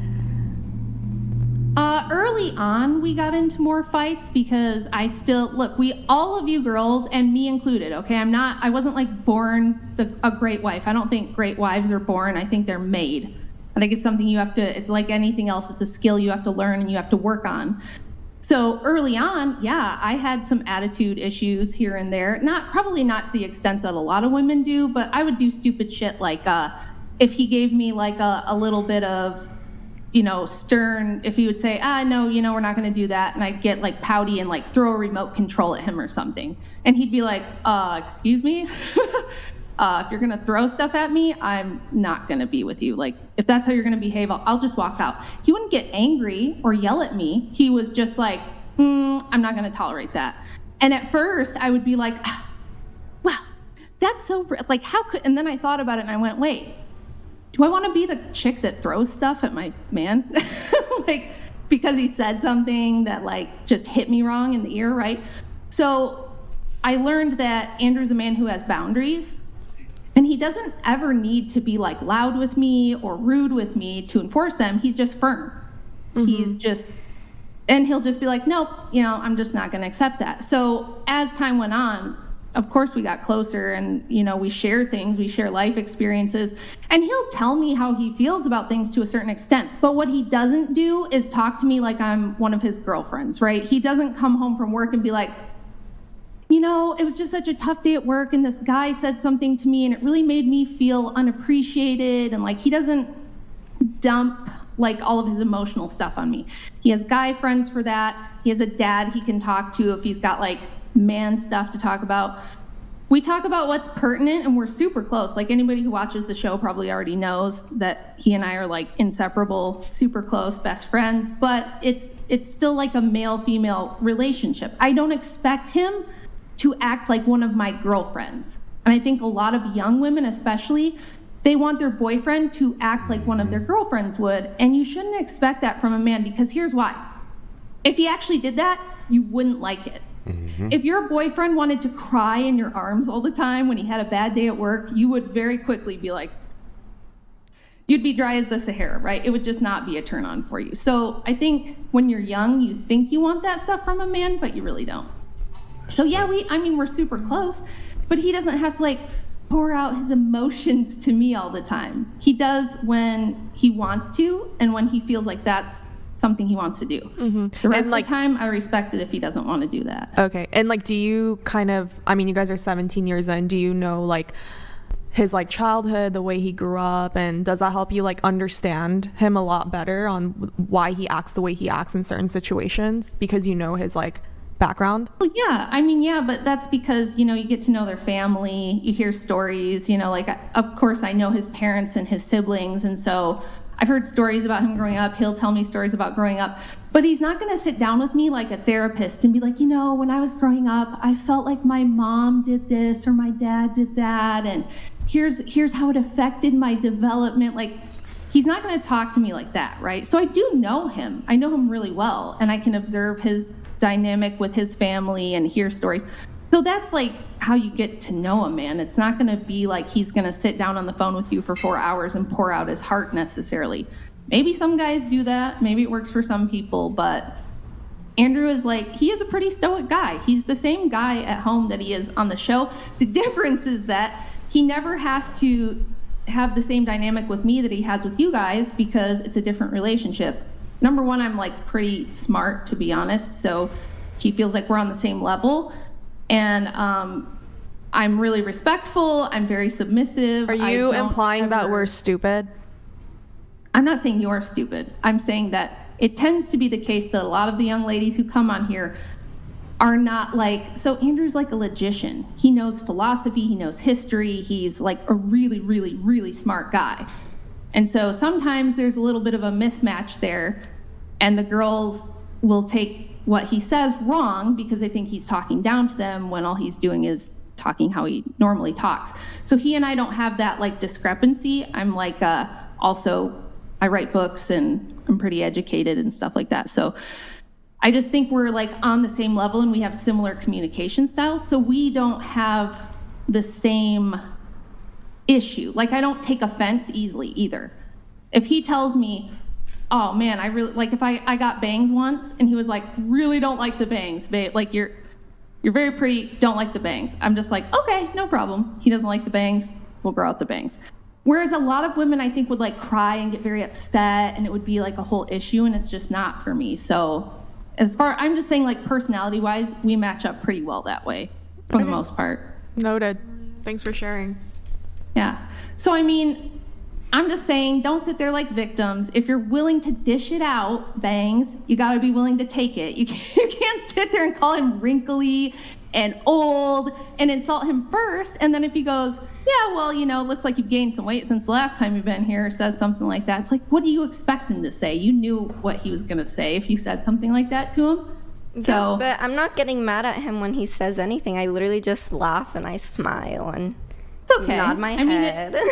If you're and that's cool I don't know. Do you guys want me to get mad or what? What reaction are you? What reaction is he looking for then? Because it's obviously not good enough. Just smiling and nodding my head when he calls me fat. He's not looking for reaction. I wanted to come on because you say now to me, now that I'm here, oh, it doesn't really bother me. I just give it back and we do the back and forth. That's fine. There's nothing wrong with that. If you like to give him some shit and you don't mind if he gives you some shit back, there's no problem with that. I don't. What you can't do is give him shit and then go, oh, he gave me shit back. Girl, no one did that. No one did that. You said, I feel sorry for your wife, and you don't have to feel sorry for me. I have a great husband. He's perfect. A really brilliant guy, a really entertaining guy. He is a very handsome guy, too. Awesome. Awesome. I don't know. I don't know why you have to come on here and defend it for us. If you were secure, you wouldn't have said anything. You felt sorry for me. So I'm just letting you know, you don't have to feel sorry. I couldn't be more blessed to have the husband that I have, which honestly, I feel like I'm punching above my weight a little bit being married to this guy. But so don't feel sorry for me. I'm doing just fine. I'm very happy. Wouldn't want to be with anybody else. And he's a great dad. We have 4 daughters. He's a great dad. Super nice dad, really, really caring. But our kids also are really well behaved. They don't give him a bunch of shit and they don't give him a bunch of attitude. And if they did, they'd hear it from me before they heard it from him, because I would never allow them to disrespect him. So we have a very healthy, good family dynamic. And people seem to think that it's weird for parents to have boundaries or for spouses to treat each other respectfully, I guess. I don't know what you guys think is the problem. Me personally, have never had a grown man talk to me that way. So it's just shocking. The problem. See, that's the problem. You are used to giving people shit an attitude and you think you have free license to insult people or have a sassy attitude, and that because you have your big boobies pushed up, the men aren't going to say anything. Girl, and Andrew, do you think Andrew's 40 and married, and he doesn't give a shit, so he's going to give it right back to you. And if all men were that way, you wouldn't have the attitude you have. Okay, I don't act like this outside of here. This is all for show. Okay, girl. Well, if that's the case, then I don't know what the problem is. Me either. I don't know what. You decided you wanted to come on here and have a chat with me, so. Yeah, because you invoked me a couple of times. A couple different times now you've made comments about, oh, your wife. Do you talk to your wife this way? I feel bad for her. I can't believe you have a wife when you act like this. And it's like, if you know the nature of the show, and this is all for show, then there shouldn't be a problem. There's been plenty of women on this show, by the way, who Andrew has been super nice to, has gotten along with great. The only time he gives women shit is if they give him shit first. If they come on with an attitude, if they act entitled, things like that. Then yeah, he's going to match your energy. So I can just spot an insecure man when I see one, so. That's bullshit and you know it. You're just saying that as cope. That's pure cope. You're coping. No one's coping. There's nothing lady. insecure about Andrew. It's pretty clear that he's not insecure, so. He was like crying because I didn't say woman. I said woman. And he got really mad. He was crying and he was like fake crying. I want you to say something. It was like age regression. We saw age regression right now. Repeat after me, Bangs. Say no. One woman and 3 women went shopping. Go ahead. One woman and 3 women went shopping. Can you do it? No, you're not my mom. Sorry. Well, I tried. It's just something we notice. I don't know if it's a California girl thing or if it's like a Gen Z thing, but y'all don't know the difference between woman and women, and it drives everyone crazy. Read the comments section sometime under the show. Everybody notices it. Well, I don't know what to tell you. It's how we speak over here. That's how y'all talk for real? Y'all really talk like that? Yeah. I honestly didn't even notice. Yeah, me either. I never noticed it until I came on the show. You never knew it was a difference between woman and woman? No, I knew there's a difference when I write it the correct way, but I guess when I speak it, it comes out weird. Really pisses people off. Jeez. Yeah. Okay. Hey, Rachel. What do you think, Brian? What do I think about just whatever you guys were just about the women? Oh, no, about Andrew being mean and everybody being worried about me. Everybody being concerned on my behalf. I'm not gonna be okay, it's okay, girl. We know you're fine. You're good. Well, I know both of you personally, and I know you guys have a really fantastic relationship. We've had you in the studio. We've had Andrew a bunch. And it is, to be fair, Bangs, well, I guess not to be fair to you, but you started it. I don't remember what I said, but I probably did. You said something about how his looks or his age or something, and he had not said anything yet rude to you, and then he's the type of guy. It's okay. He'll match It's okay your if energy. I'm saying that I don't care if he threw shit back at me. That's how it is. I never came and cried that he's like, oh my god, he cried. He called me fat. If we look back at it, he cried. Andrew, I'm pretty sure Andrew was not crying. Okay, it's fine. You guys can rewatch it, but I never was crying? Yeah, he was crying because I didn't say, because I mispronounced woman. Andrew's been on. Call that crying. He was literally age regression right in front of us. Wow, you are the first woman to make Andrew cry. That is. I'm telling you. Wow, good for you, Banks. Yeah. Didn't you guys call him evil? She did call him. Yeah, I said he evil. steals candy from babies. Yeah. Yeah, it's that type Is of he the evil. Grinch? I feel like Grinch? no, yeah, it's giving like I don't know, like Grinch cartoon evil, like like cartoon villain. That's what I'm getting. I think she made some good points though. I think one point that she's made that I have to agree with, which I said as well, that women, that's why I always ask what type of man a woman dealt with, because a lot of modern women, young women, a lot of these cats just really be telling y'all what y'all want to hear. And when you meet a guy that's slightly objective and slightly assertive, he gets put in this category of a demonized guy. He's toxic and all that. And sometimes it is extreme, but a lot of times, like she said, a lot of women just never been told the truth in their life. And when a man decides to do that, it's like mind blowing. But you also have to consider where people like, okay, yeah, like maybe she's a California girl, but you have to also consider the people like why I talk the way I did. So if I gave him an attitude, and that's why he called my little cha-chas are small. But then that's just how I grew up. That's how I talk. That's how she grew up. Yeah, That's how she grew up. It's like in the mean streets of Chicago. And that's just it's just normal to me. That checks out then. So I may not I don't mean to come off that way or like sassy or like attitude-y, but that's just how I talk. And I just but don't get me wrong, you definitely impressed me because honestly, you are literally the female version of him, and I love that. And, Rachel, what I guess getting off of the meta conversation, what do you think about the boss babe phenomenon, Rachel? What do you think about that? I think it's all a huge farce. I think it's all a mirage. It doesn't exist. I think that women thinking that they're boss babes is pie in the sky silliness. I think it's a result of 100 years of feminist propaganda, and that a lot of women really buy into it because it's in everything, right? Every pop star, every singer, every rapper, every movie star, every TV show you've watched since you were a little kid tells you that you can be an ass-kicking chick. You can take out all the bad guys in the movie, like Roundhouse kicking their ass when you're 90 pounds. That you can, be a CEO and do all the things the men do, and it's going to work out for you the same way it works out for them, and that's just not reality. So I actually have a book I wrote about the history of feminism and how that all happened. But yeah, it's made women pretty miserable. All the surveys we've done on women since the 1970s show that they're far unhappier by every metric we can measure than they've ever been. Higher rates of alcoholism, drug abuse, mental illness, loneliness, childlessness. We have a birth rate collapse.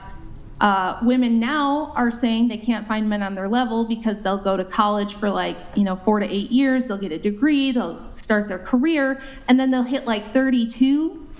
They want to settle down with a guy. And they're like, well, he has to make more than me. And he has to be a foot taller than me. And he has to be all these things.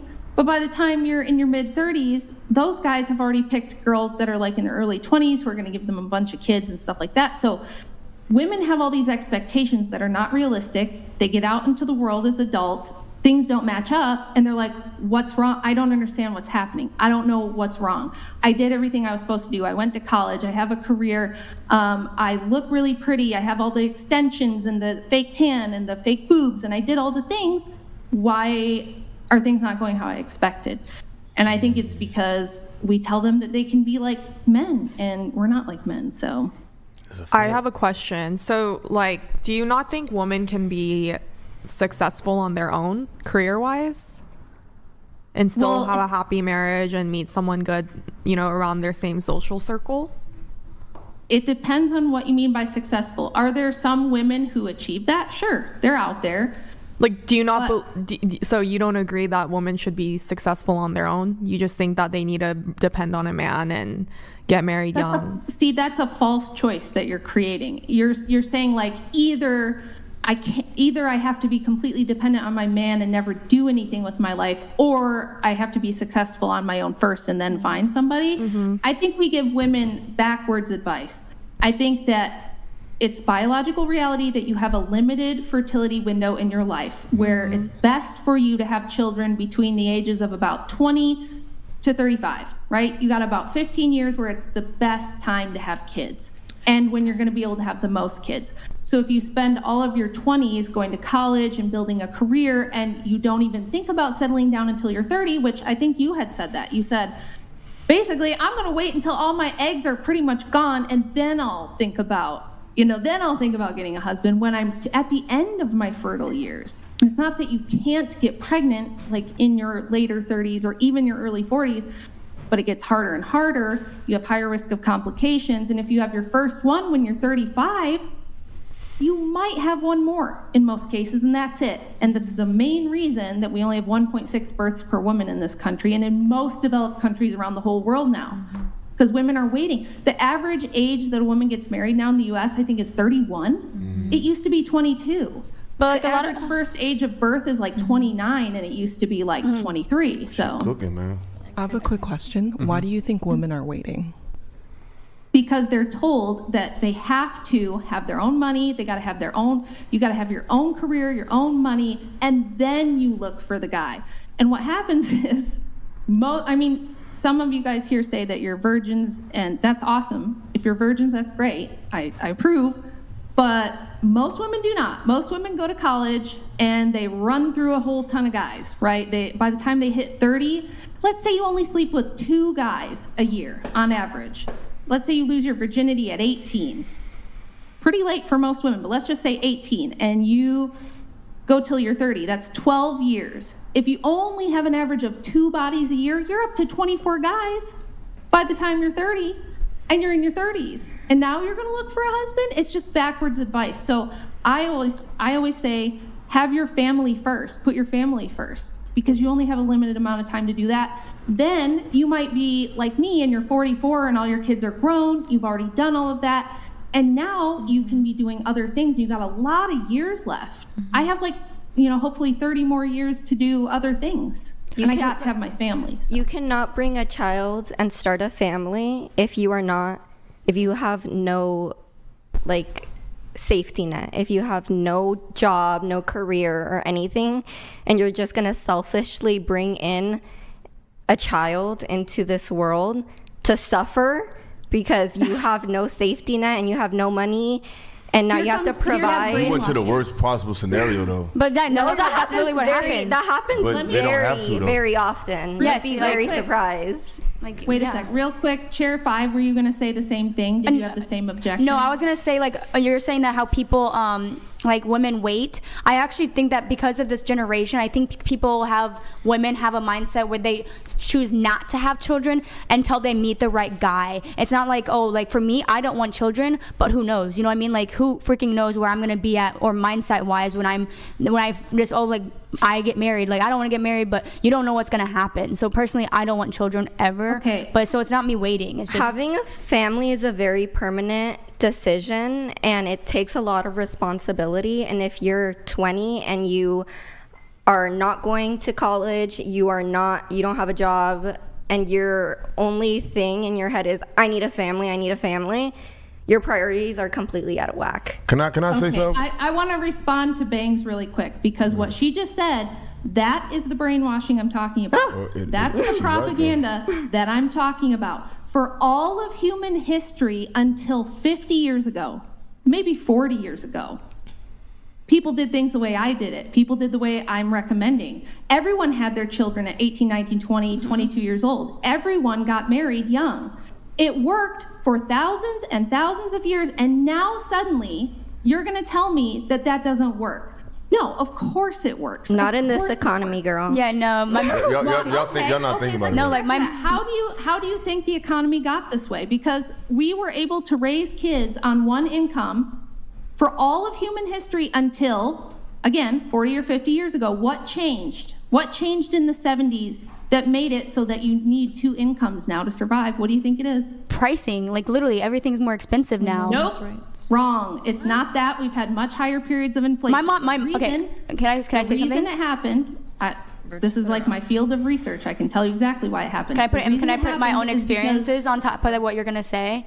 Literally, my mom is almost 70 years old, and she has literally 12 children. Yeah, 12 children. Same mom, same dad, and she has 12 of them. And on her own, she would not have been able to do it. Why? Because yes, she's a lot older, and she did believe, oh yes, I need a family, I can do this, everything. But yes, we did grow up and struggle, and my mom still tells us that she preferred that she never had children, simply because she made our life, our entire lives were shit. Our entire lives were shit. Wait, hold on.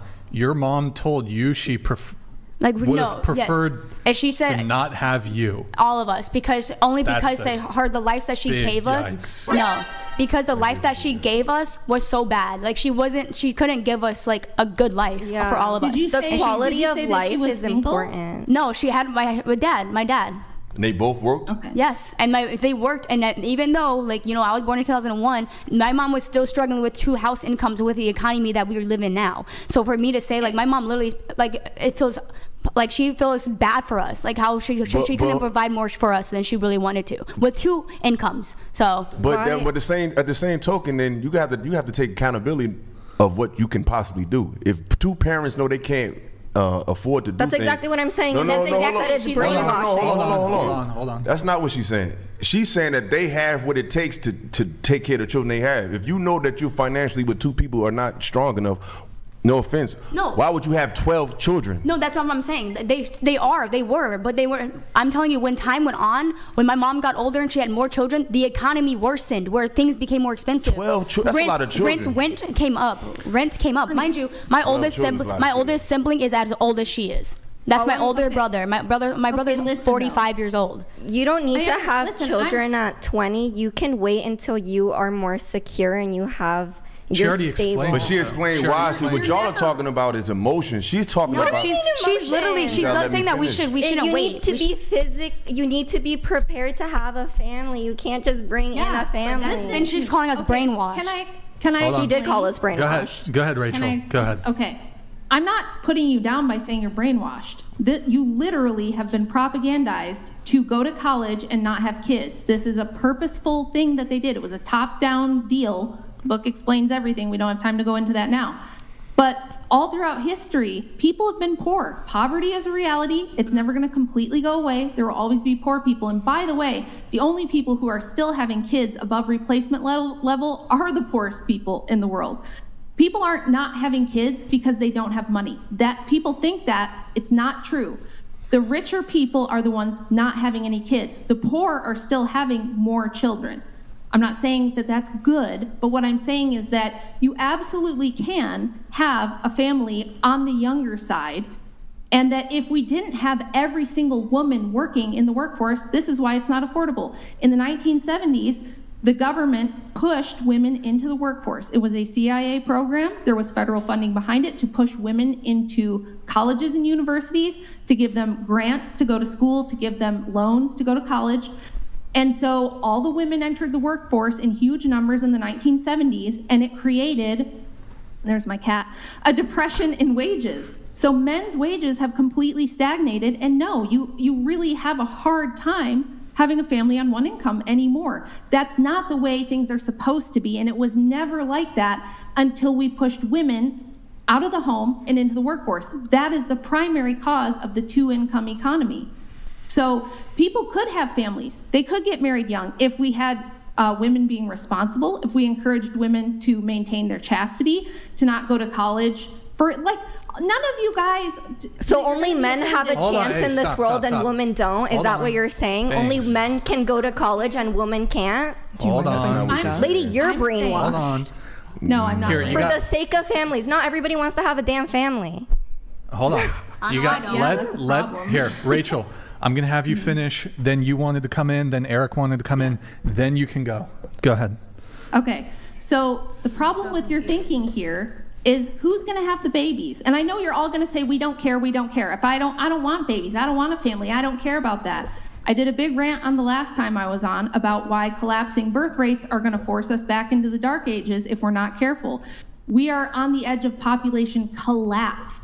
And you're going to be offended, and that's okay.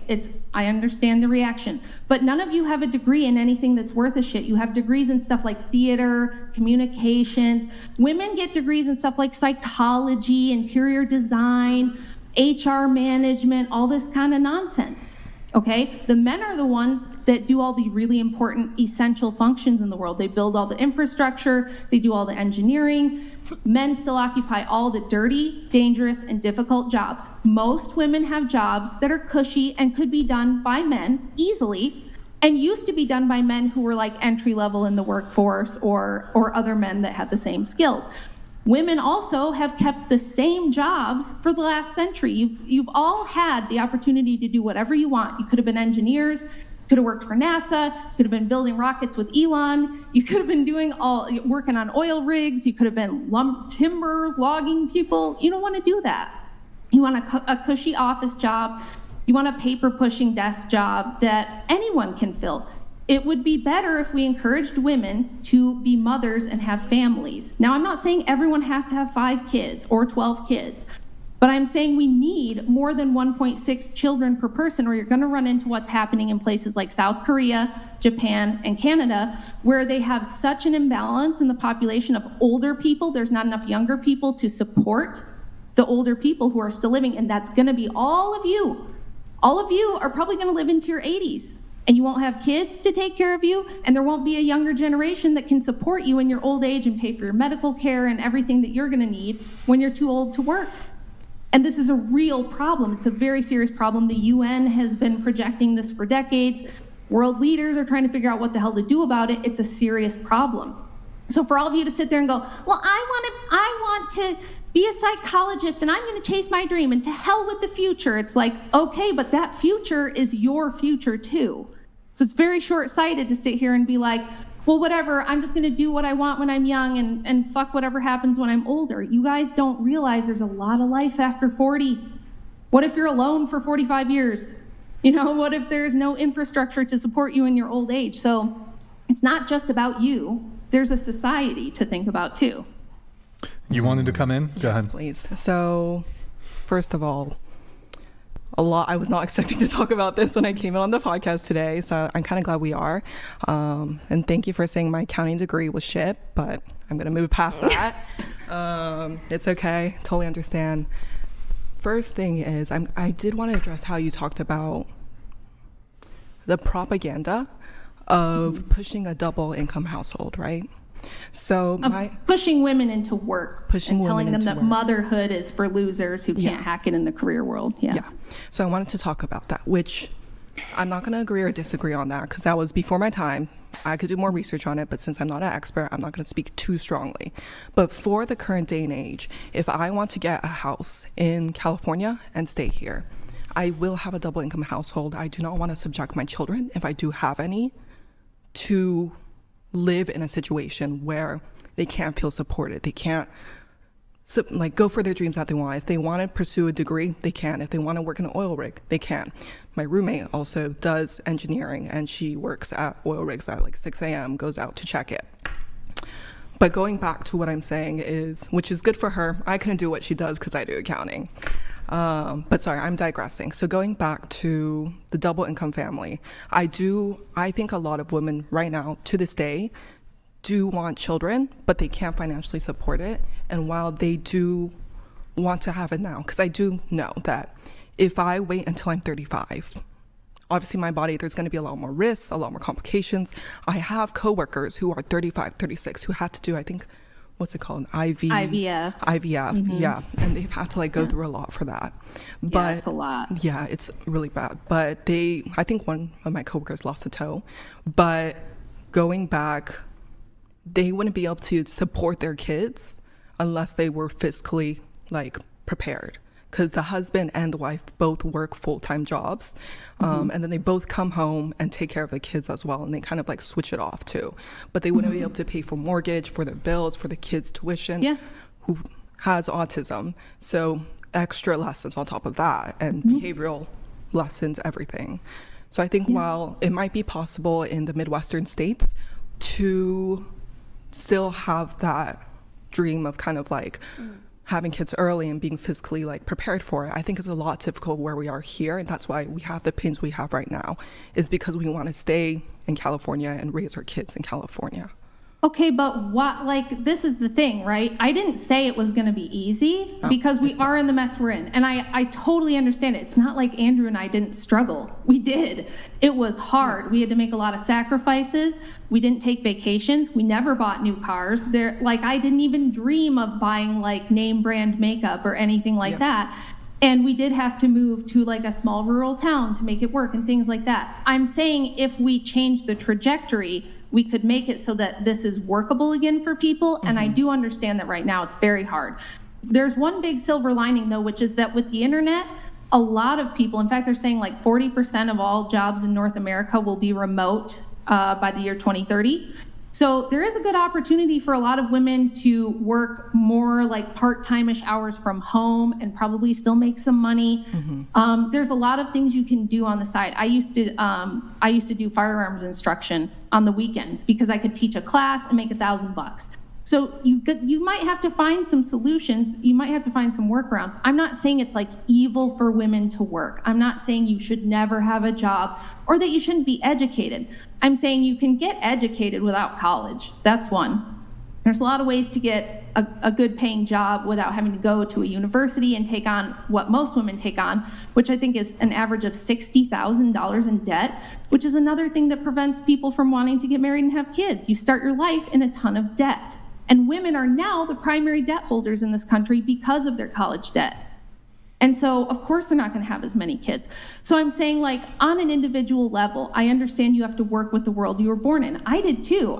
There was plenty of times where I had to work when I was young, and I hated it. And it's primarily how I started doing my research, because I was like, how did it get like this?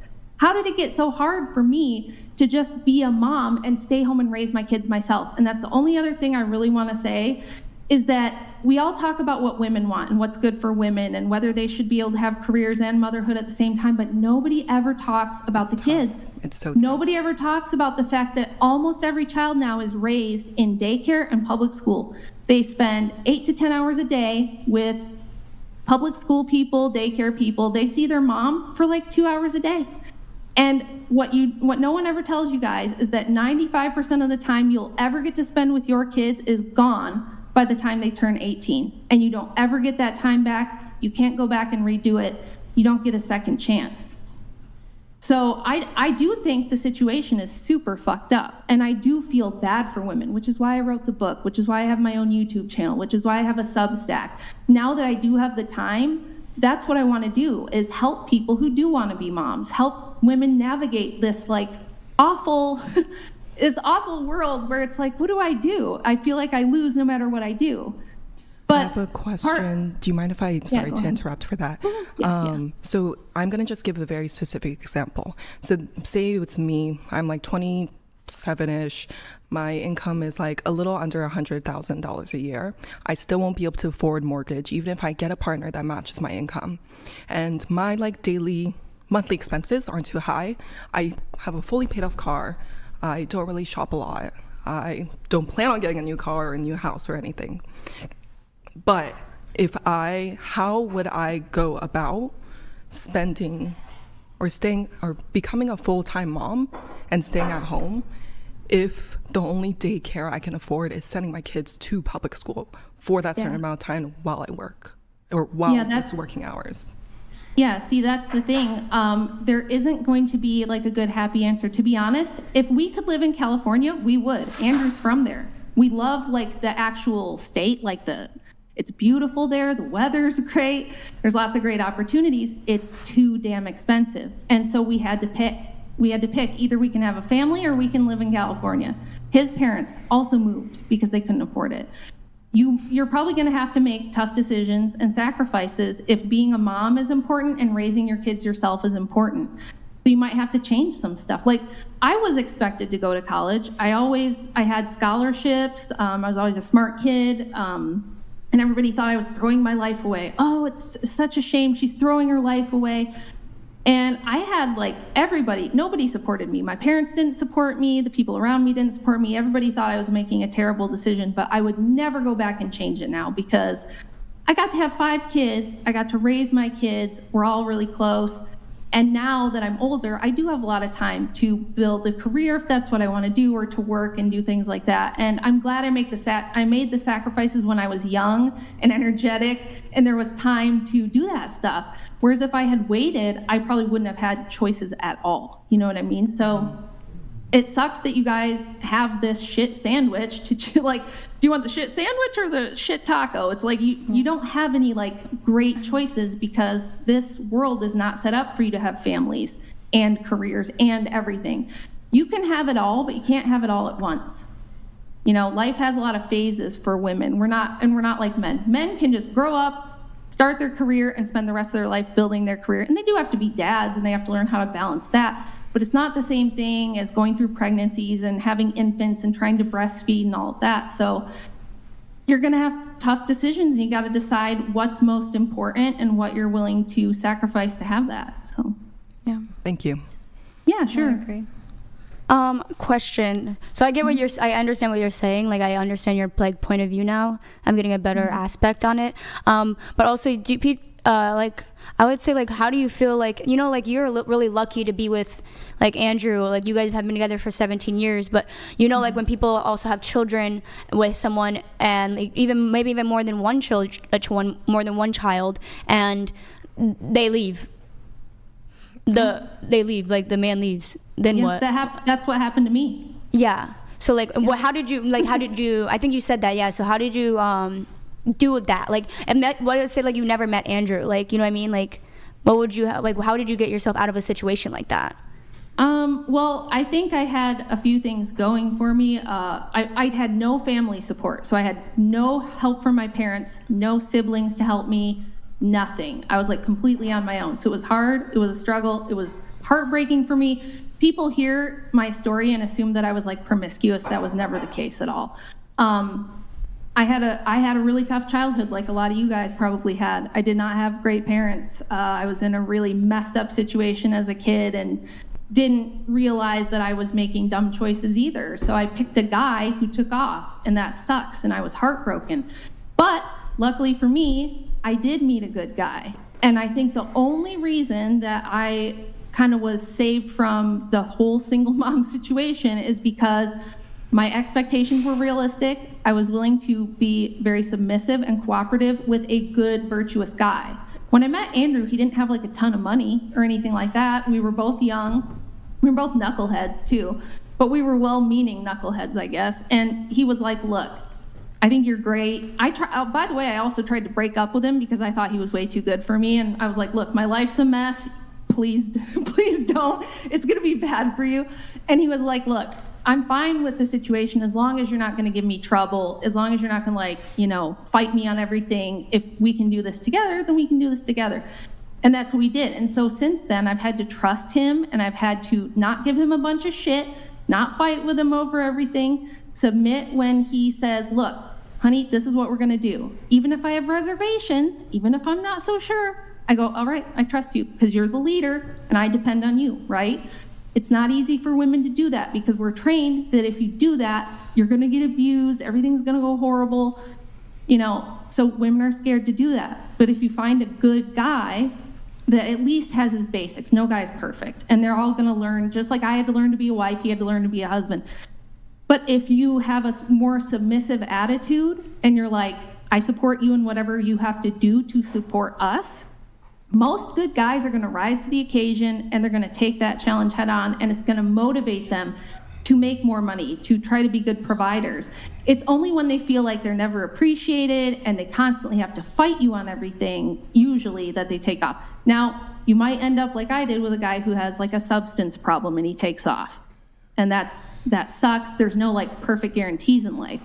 But generally, most people's marriages break up because the woman just isn't going to submit ever. And so men are like, okay, why be the provider? Why be the leader if you're going to constantly fight me? Like, I can't do that. Yeah. I think I'm going to actually try that, like the whole submissive thing, because I'm actually the opposite of a submissive. So I'm actually going to take that approach from this moving forward, and then I'm going to come back and I'm going to tell you how it went. So I'm going to try it. It's not easy to trust. And you know, they're going to make mistakes and they're going to get things wrong. They're not going to always be perfect. And you just got to be willing to, you know, roll with the punches with your, whatever guy you pick. If you pick a husband, you got to be in it to win it with him, and you got to support him no matter what. And if you do that, you're going to make it. Like, that's how people did it in the old days. The one thing I did have going for me was I had an awesome grandma. She's still alive, by the way. She's 98 years old. She's kicking ass. She's awesome. And luckily I had her. And so she had like this more kind of traditional mindset, and she would say like, Rach, this is where you're kind of going wrong and this is what you should do different. And so it was really helpful to me to have her. But yeah, try it. If you have a good guy and you're like, okay, I can see this man has some virtue, try not being a terrible bitch to him. Try being like cooperative, try being supportive, and not fighting him on things. And you might be really like, it was hard for me, okay? I'm really opinionated too. I have a big mouth. I'm sitting here chatting and blah, blah, blah, blah. But I was just like, all right, I'm gonna go all in and give this everything I've got, and I'm sure glad I did, because 17 years later, I mean, I have a rock solid marriage, and I love Andrew more every single day. So one quick thing before I have Eric jump in. That was great, Rachel. I'm sure none of it fell on deaf ears whatsoever. The guy that I would marry I would probably be like more submissive, because he'd probably be like the opposite side of that. And that's probably who I'd end up marrying. You're currently in a relationship right now with a good guy. Yeah. Would you be submissive to him? Yeah. Are you submissive to him? Yeah.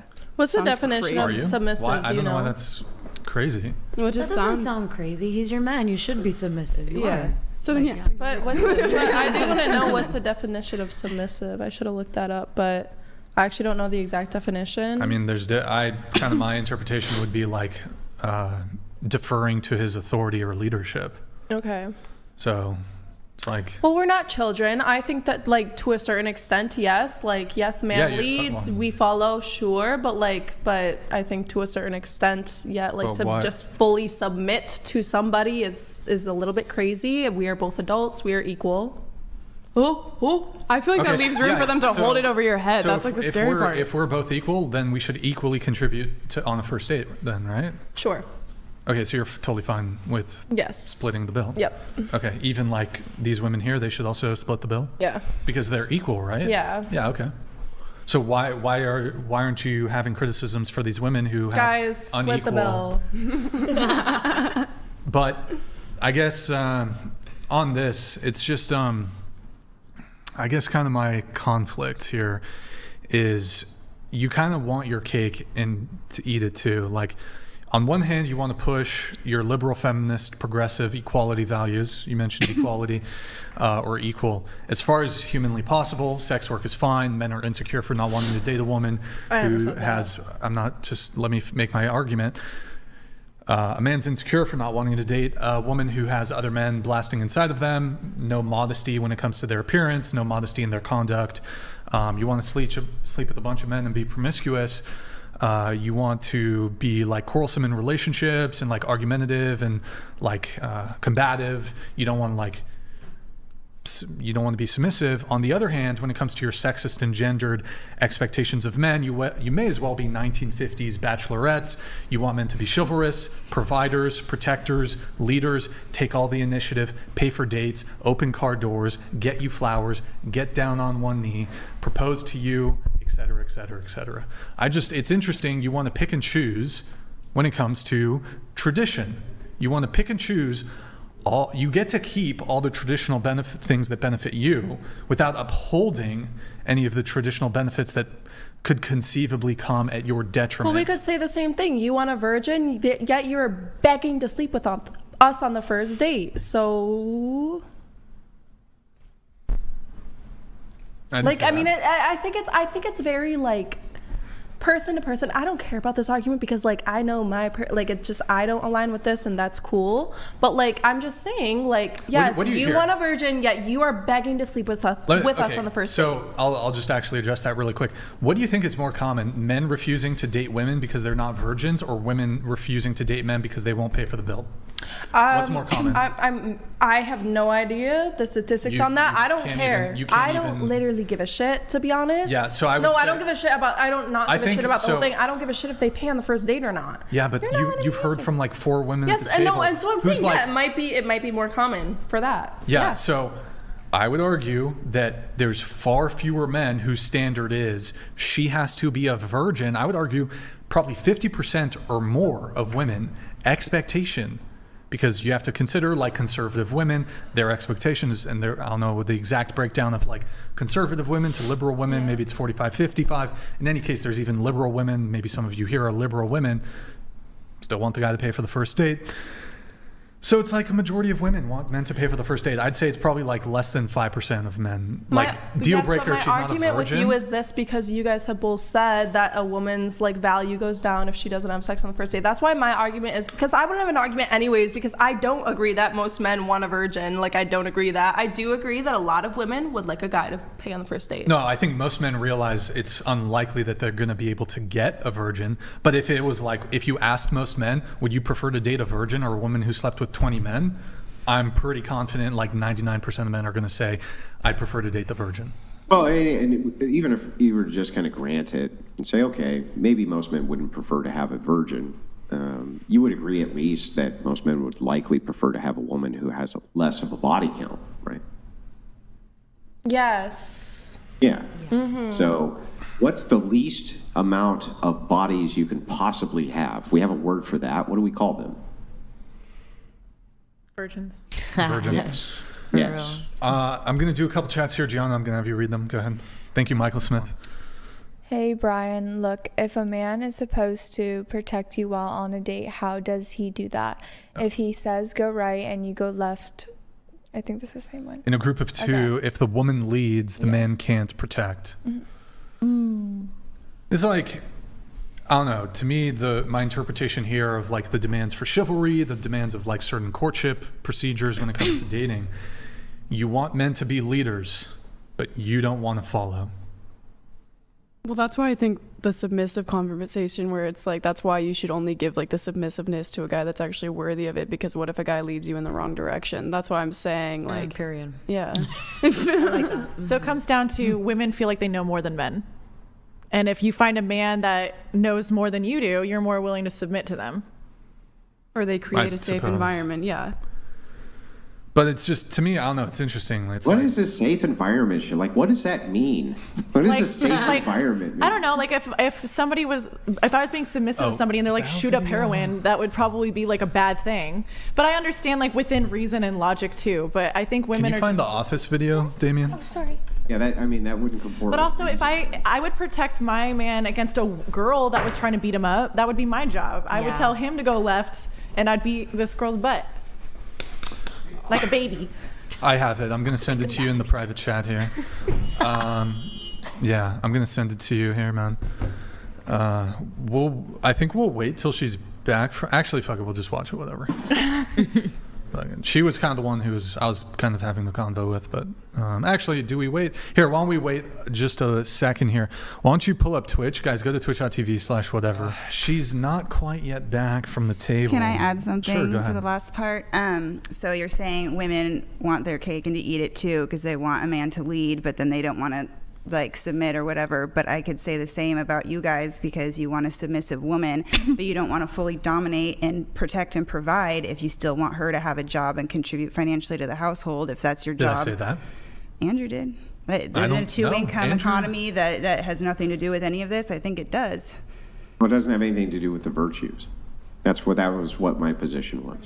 I don't even know. If you're saying that if you're the provider, then why do I have to provide? Yeah, but if you're saying that submission should only happen if the man makes more money than you do. That's not what she was saying, right? but she's just harping on like what you were saying. Does she have a mouth? Pardon? I'm assuming she can speak for herself since she addressed me. So I was just addressing her back. So yeah. I mean, just to just very quickly have the exchange. So I was talking about virtues, and I don't understand why, whether or not you make more money than him or he makes more money than you, this would have anything to do with the idea of the virtues. I'm just saying, if you're the provider and I'm submitting, then why would I have to provide too? Well, if you want to be completely traditional, then well, it defeats the purpose. It's transactional at that point. It's literally a prostitute mentality, because what you're looking at then is purely transactional. Yes, I'll submit and fuck you and whatever you want as long as you're giving me money. That is the opposite of virtue. It's literally 180-degree inversion of what virtue is. It's literal prostitution mentality, and that's not even designed to affront you. It's just designed to express the idea that virtue is not transactional. It doesn't. So you think it's prostitution for a man to pay for the first date? That's transactional, but that's definitely not prostitution by almost everybody's standards. No, I didn't say it's prostitution. I said it's prostitution mentality, where everything that's relationship based between men and women from a woman's perspective becomes only transactional. Virtues are not to be compromised on simply because of money or something like this. So you don't go, well, I'll submit to a good man as long as he's fulfilling this material desire that I have. In this case, he has more money than me. But isn't that would be, hang on, that would be an inversion of virtue. That would literally be the opposite of virtue. Isn't men's entire purpose to, like, theoretically, if we're thinking about hunter-gatherer, kill the deer, bring it home, cook it, and women, like, maintain everything? Well, then why don't we I'm just not put all of saying you that. in I'm not cages? saying. Pardon? Then why don't we just put all of you in cages? Like, honest question. Why wouldn't, if it is the case that men's entire purpose is to just grunt real loud and go out and kill deer and bring it home, as we become more sophisticated and we're still the strong, dominant sex, why don't men just go ahead and round up all the women and stuff their asses in cages and then just do whatever we want? And that's why we're not submitting, because you say shit like that. Safe environment.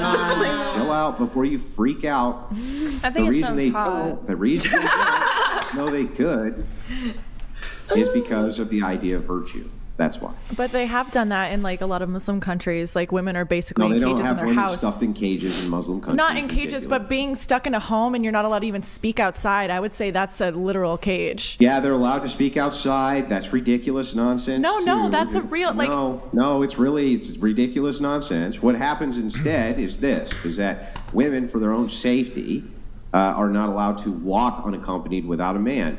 Now, it's really funny because women here will be the first to say, well, it's not safe to walk around outside by myself because so many men are barbaric brutes who will SA you. And so in the Muslim nations, they're like, oh, yeah, well, then you can't walk around at night without a man who's escorting you so that doesn't happen and you don't get deflowered and devirtued. And women go, I can't believe that you would be so barbaric as to not allow me to go out at night where it's totally unsafe and these mean old barbaric men are going to SA everybody. I can't believe that's more having my cake and eating it too. No, but I really feel like you should look it up. Maybe I'm wrong, but I know Jennifer Lawrence is doing an entire movie called Bread and Roses, and it's about women in, I think, Iran or Iraq.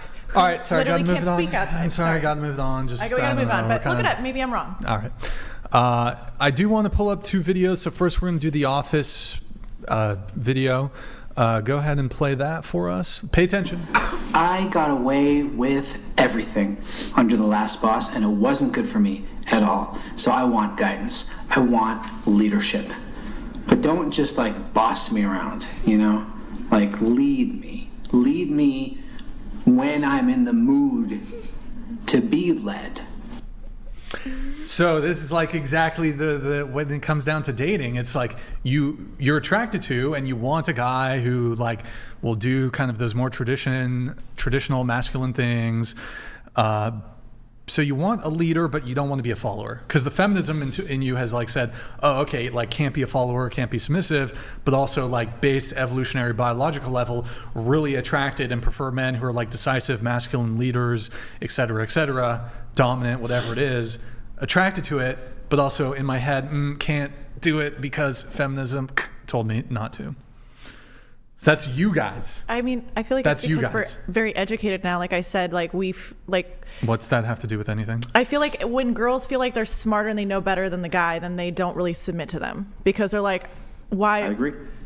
That's just. So are you actually, never mind. No, my boyfriend is smarter than me, and he has to remind me all the time, hey, listen. And I go, you know what? You're right. And as Andrew mentioned, we aren't like in caveman times. Society has evolved so we can keep the best parts of traditionalism and get rid of some of the really archaic, outdated parts. You're right, like paying for first dates. I never said anything about paying for first dates. No, I know, that's super like archaic. And I it's make like, more money than my husband does. I pay for a lot of shit. Yeah. But like you heard 4 women here at the table who said they want a man to pay 2024. They're not speaking for me. I'm not speaking for them. Yeah, I know, Every but woman we're is talking different. in generalities. I cook a lot of the meals. That would be considered like a traditional female gender role. Wow, that's like really sexist that you adhere to this like traditional gender role of like cooking. If you think so, cooking. I make my boyfriend a sandwich. I don't think some so. of the But you're adhering to a traditional gender role. That's why I'm saying you can adhere to some of them, but not all of them, because society has evolved and we don't need to be like stuck in the home in the 1950s. So why? The archaic parts of here's what you mean by archaic here, just so you know. The men have all the responsibility, but none of the authority. Because them having the authority, hang on, because them having the authority is archaic. And it's like, that is the feminist creed. It's always been the feminist how would creed. the men having all of that of authority unless women determine that they should be qualified to lead them. So my position on that is like, yeah, fuck that, that's stupid. And men should absolutely do the opposite of that. Well, if a woman is doing the majority of the cooking, that's quite a bit of responsibility and not necessarily in her favor. So that's not really yeah, it's quite a bit of responsibility inside that nice warm house that has all that heat in it, that has every modern luxury possible invented by men. You go over to the gas stove that's imported by men. Hang on, and it's built by men. All of the modern infrastructure, which your car drives on to go get those groceries at the modern convenience store with the freezer system, which is all built by men. All of it was invented by men. And then you get back in that nice luxury automobile and you go back home on those roads built by men. And then you get home and you're protected 24 hours a day by military, which is completely and totally inundated with men, and a police force that guards you 24/7, to the point where they're literally one phone call away and have a rapid response time of usually, 5 to 7 minutes. Yes, I can totally tell that it's very archaic that men be put in charge of everything. That is because women are still catching up. For the longest time, we're still catching up. What? No, listen. No, men are just better than us. Listen, a lot of the time in like scientific communities back in the day, like take the girl Marie Curie. She discovered radiation, and then a guy took it off her desk and put his fucking name on it. So it's like women all those are female inventions. Women are Wi-Fi was invented by a woman. Like think of all the inventions we would have if we brought women to the table. Everything. I mean, look at a house built by a woman and look at a house built by a man. It is way more functional. They don't put the laundry room downstairs. Women don't build houses. Women you talking about architects? Architects. Oh, the designers. The designers. They don't literally build. No, I'm saying like if you look at women architects and male architects, usually the households are better. Architects don't build houses.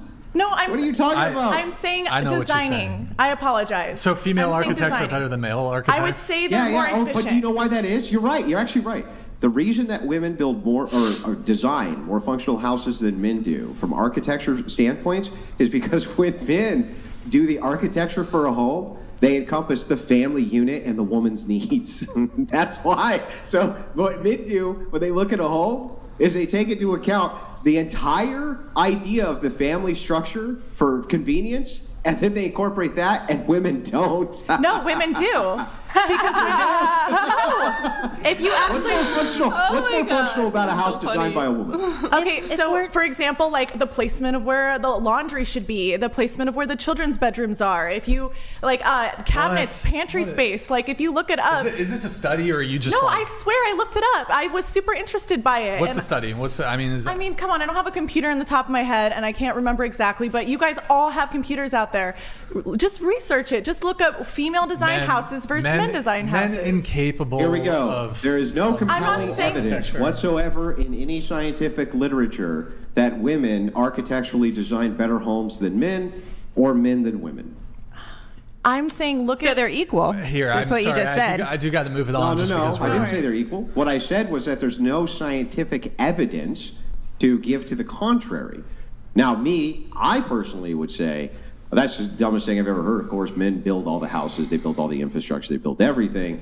But I mean, if you just want to say, female architects, they put the laundry room in the better place. I'm just saying that I'll just go ahead and grant it. It really has nothing to do with I'm my saying argument. efficiency. Like women think differently than men, and that's not a bad thing. Like we could use that to see things from a different point of view. When you see things from a different point of view, you get scientific breakthroughs. Like DEI. So so you're talking about like DEI, right? So like when it comes to like astrophysics, you think, or how about like chemical engineering? You think like if it's a black person in there, like because of their life experience, because they're black, they're going to be able to like bring something new to like mathematics or physics or something? I'm saying if you beat somebody down, you're never going to know. Yeah, you didn't really answer my question, but women have never been beaten down. All the women. So like when you say women needed to catch up, all of these original feminists who made all this original feminist literature were flying all over the world. They were highly educated. Since we've been keeping tabs in the 1700s for public education, women have always done better when it came to diplomas and getting degrees. They've never been removed from education. It was only a few Ivy League schools where that was the case. Most men also were not allowed to be college educated because they couldn't meet the bare minimal threshold for getting into those schools. And so what's happened now is we've just simply lowered the standards so significantly that now a college degree is the equivalent of an 8th grade education. Ask me how I know, because I argue with people who have doctorates, PhDs, right? Master's degrees in every sort of field you can imagine, and absolutely destroy them. And it's because they're so fucking stupid that literally what's happened is you took the standard, this high standard, the threshold barrier for entry, and lowered it so significantly that anybody could do it. College was about rewarding the best and the brightest. Not everybody could go. In fact, almost nobody could go.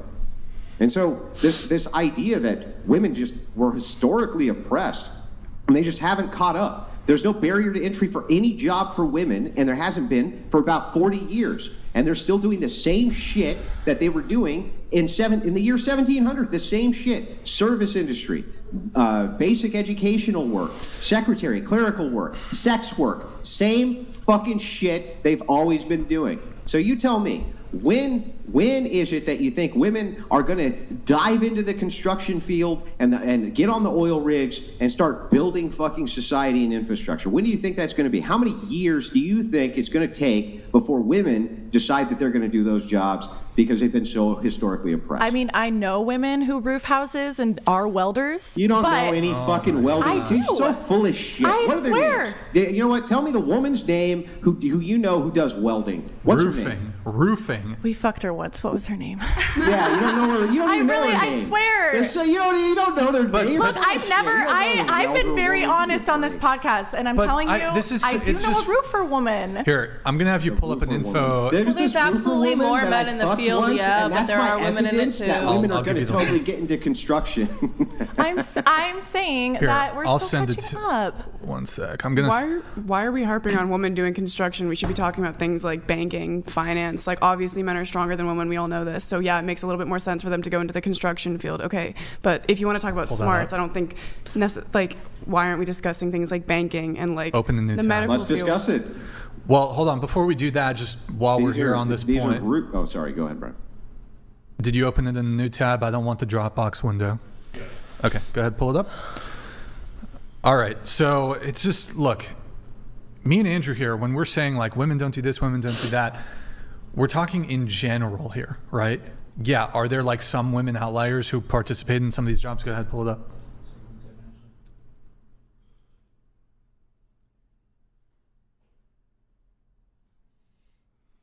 All right, top 20 most dangerous U.S. occupations and the percentage male. Logging workers, 94.9%. Fishing workers, 99.9%. Aircraft pilots, 94.8%. Roofers, 98.3%. And then, we could read the other ones. But why are we equating strength to smarts, though, if we're discussing women having a leadership role in society? She brought up roofers. She did. It literally says roofers on the chart. I'm sorry I made a generalization, but I'm saying that typically women are put more into a box because of our strength. But if we can equal that, if we can have more machines, I mean, hell, Teslas are basically built by machines all the time. Like, you guys are going to be out of a job soon too anyway. And their argument is it's built by a man, so just... But things aren't going to be, like, we evolve and we grow, and women are still evolving and women are still growing. And I feel like that's a good thing. Okay, cool. Let's play the bow video. Final thing on the... Hang on, if you don't mind, it's very quickly, Brian. Okay. I just wanted to point out female jobs, most female jobs by occupation: preschool, kindergarten teacher, medical record specialist, child care workers, speech, language pathologists, dental hygienists, skincare specialists, dental assistants, medical secretaries, executive secretaries, dietitian secretaries. The list goes on and on. If you compare this directly to the same occupations that they had 200 years ago, minus only 2 based on technology, it's the same occupations. Well, okay, but that's the same with men. That's the same with men. It didn't exist 200 years ago. You can also see this in the Nordic nations. They became more egalitarian. Jordan Peterson's brought this argument up many times. As Nordic nations became more egalitarian, people moved more towards their gender applicable roles. And so every single time we see this, whether it's in an egalitarian, non-egalitarian society, they're always moving towards the same exact roles. I do. These ones. Okay, yeah, but men have been building houses and doing like heavy stuff for like ever. I do have to move things on, otherwise, if you guys want to get out of here at a reasonable hour, we can't keep derailing off of... Go ahead, pull it up. Go ahead. Okay, so the question is related to the looks rating thing. Do you think you'll be better looking in 10 years' time? I hope so. Okay. And you are 18, so do you think you'll be better looking at 28? I hope so. Okay, Yes. You hope so, but do you think so? Yeah. Okay. How about 20 years' time at 38? Yeah. Okay. 30 years' time at 48? Oh my goodness. Yeah. Took some MILF. 40 years' time at 58? I just think beauty's timeless. As long as you. Can you tilt your mic down a little bit? Yeah. Beauty's timeless. Go ahead. Yeah. I don't think I'm ever going to think not attractive. I think loving yourself is really important. Right, but okay. So I'm not going to think I'm unattractive. 50 years time at 68? 68? Mm-hmm. I don't know. I don't think so. I don't know. You're 25, better looking in 10 years time at 35? Yes. Better looking in 20 years time at 45? Like compared to 25? Yeah. No. How about compared to 35? Yes, because when I'm 35, I feel like I'll be a lot more secure in myself. I would be a lot more mature looking, graceful. No, I mean, at 45. 45, no, I don't think I would look better than I do when I'm 25. Okay. What about when you're 35, though? Yeah. Like, no, 45 to 35. Oh, would I look better when I'm 45 compared to... No. Okay, I see. All right. So, but 35 more so than 25, and then... 35 more than 25, but and not... Then how about 25 now versus 18? I think I'm better now than when I was 18. You're 20, better looking in 10 years' time at 30? Yes. Better looking in 20 years' time at 40? No. Okay. You're 23, better looking in 10 years' time at 33? No. All right. You're 27, better looking in 10 years' time at 37? Yes. Better looking in 20 years' time at 47? No. And then you're 27, were you better looking at 18? No. Better looking now? Yes. Okay. You're 24, better looking in 10 years' time at 34? No, I think I'm in my prime now. Okay. All right. We do have, before we get into the chats, we do have some images. We've age. My team has advanced you in age. Oh, Lord. We'll see. You tell me which one you prefer. Which one you think is more good looking. All right, pull it up. Oh, I look so cute. Stop. Can you make them one bigger, I guess? Yeah, that's good. And this will be for all of them. Which, do you look better on the left or the right? Into the mic. How rude is this? It's not rude. It's valid. No, it's not rude. Oh, real. Real? Okay. I'll start putting sunscreen on. She looks like a Theo. No, honestly, like I'm gonna age good. So wait, Like, better looking left or right? Oh, definitely right there. On the right? No, that's my left. So that's So better looking on the left or the right? Right here. This way. That one right there, not that one. Not Okay, just say left or right. You said yes, left. But you said right there. Who's on second? Old you or young you? I said it. I said okay, young that works me. too. I said young me. Yeah, how about we'll do this. Young you or old you next? Okay. What y'all think? Obviously I think right now. You should get that mole checked out though. What? Stop. No, just it looks a little cancerous on the. Oh my God, Brian, don't. On the on the AI version, it doesn't look cancerous. Oh my God, you guys. Oh my goodness. Don't get my humor. I came to a Okay. podcast and I got diagnosed. Yes, we are going to have to amputate. Okay. Which one? Which one do you look better? Younger or older? I think younger right now, but okay. older's cute.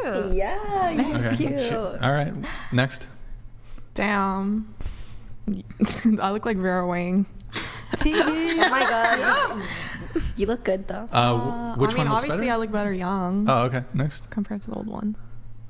Oh, you look so pretty. You look good. You look so pretty. Wait, everyone's looking so good. I like your older pictures. Yeah, that's really pretty. You know what? Wait, guys can were you gonna send age us the really older good. pictures? Yeah, cute. sure. Took some MILF. Which one? Very young. Okay. Next. Oh, girl. You don't age. Oh. You look good. Wait, I don't see a difference, low-key. What? Yeah, You no, look you real really young don't. now, You look so really you kinda have good. your genes. Wait, Damien, in the sources tab, scroll down. Can you hit right corner? You got lipstick on too? No. Show it. Double click on the right corner. Change it to 4. What? 3? 1? What the hell? Wait, what? Put it to 4 again? Oh, okay, never mind. Put it back to 2. I don't know what's going on there. All right, which one? Me younger. Okay, next. Sorry, guys. Oh. Which one? Into the mic? Into the mic? I kind of like the way I look older. No, yeah, you look so wise. Like, yeah. Like a little nice cute necklace too, like an upgrade. And earrings. You should go buy that one. One looks really Next. good. Oh God. Oh, you look good. Yeah. Like J-Lo. No, you look good. The younger version. Okay. Can we All do right. Brian next? Next.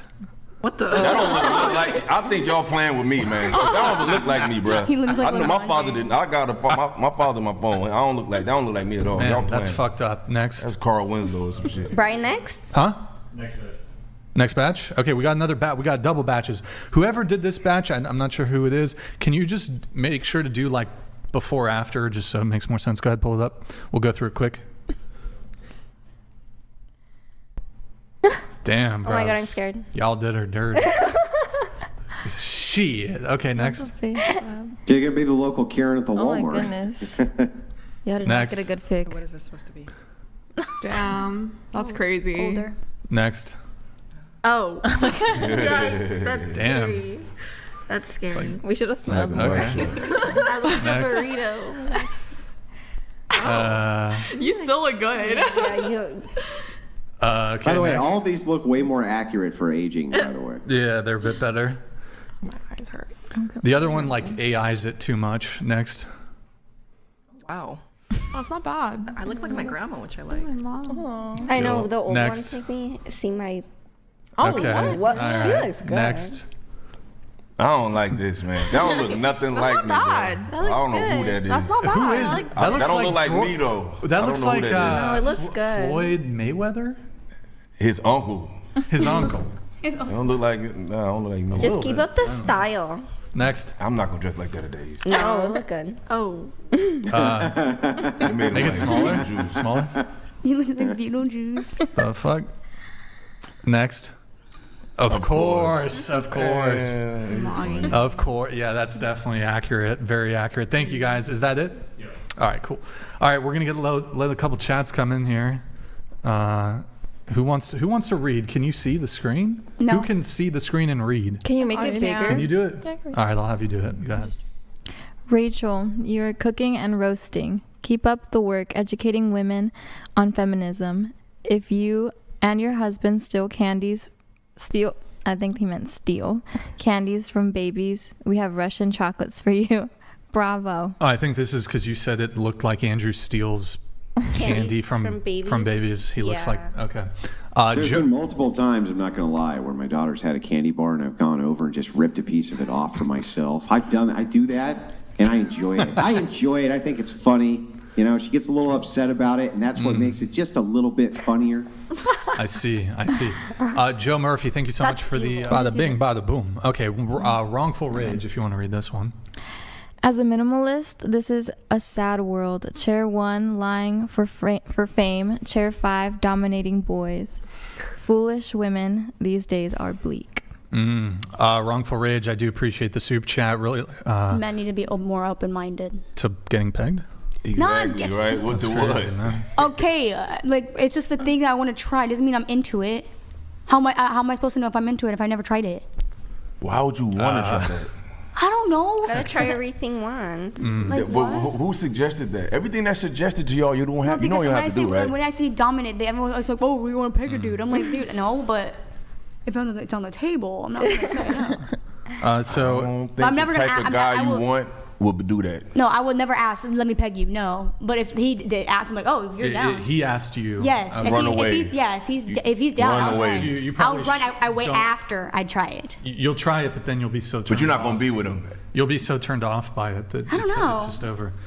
I don't think you would want to date a guy who would be into that. The father of your children There's a bent lot over of for guys you, that are like for into real. Like you never like. Butt I heard like you Exactly, put like like- your thumb in guys' buttholes. Like Yo, y'all watch yeah, too much I hear TV, like a man. lot of girls do that. Yes, I was about Like, to say. Guys are pretty. I've never done that, but I heard stuff, but they just hide dudes it. that women do not take as husbands. Y'all talking about weirdo dudes who no one takes seriously. Any weirdo will let you do whatever. Real men who take care of families ain't letting you do that. Like shit. my friend, like she's literally engaged to a guy, like, and he's just they've been together been together since like for their freshman year of high school. Who here has done butt stuff to a dude?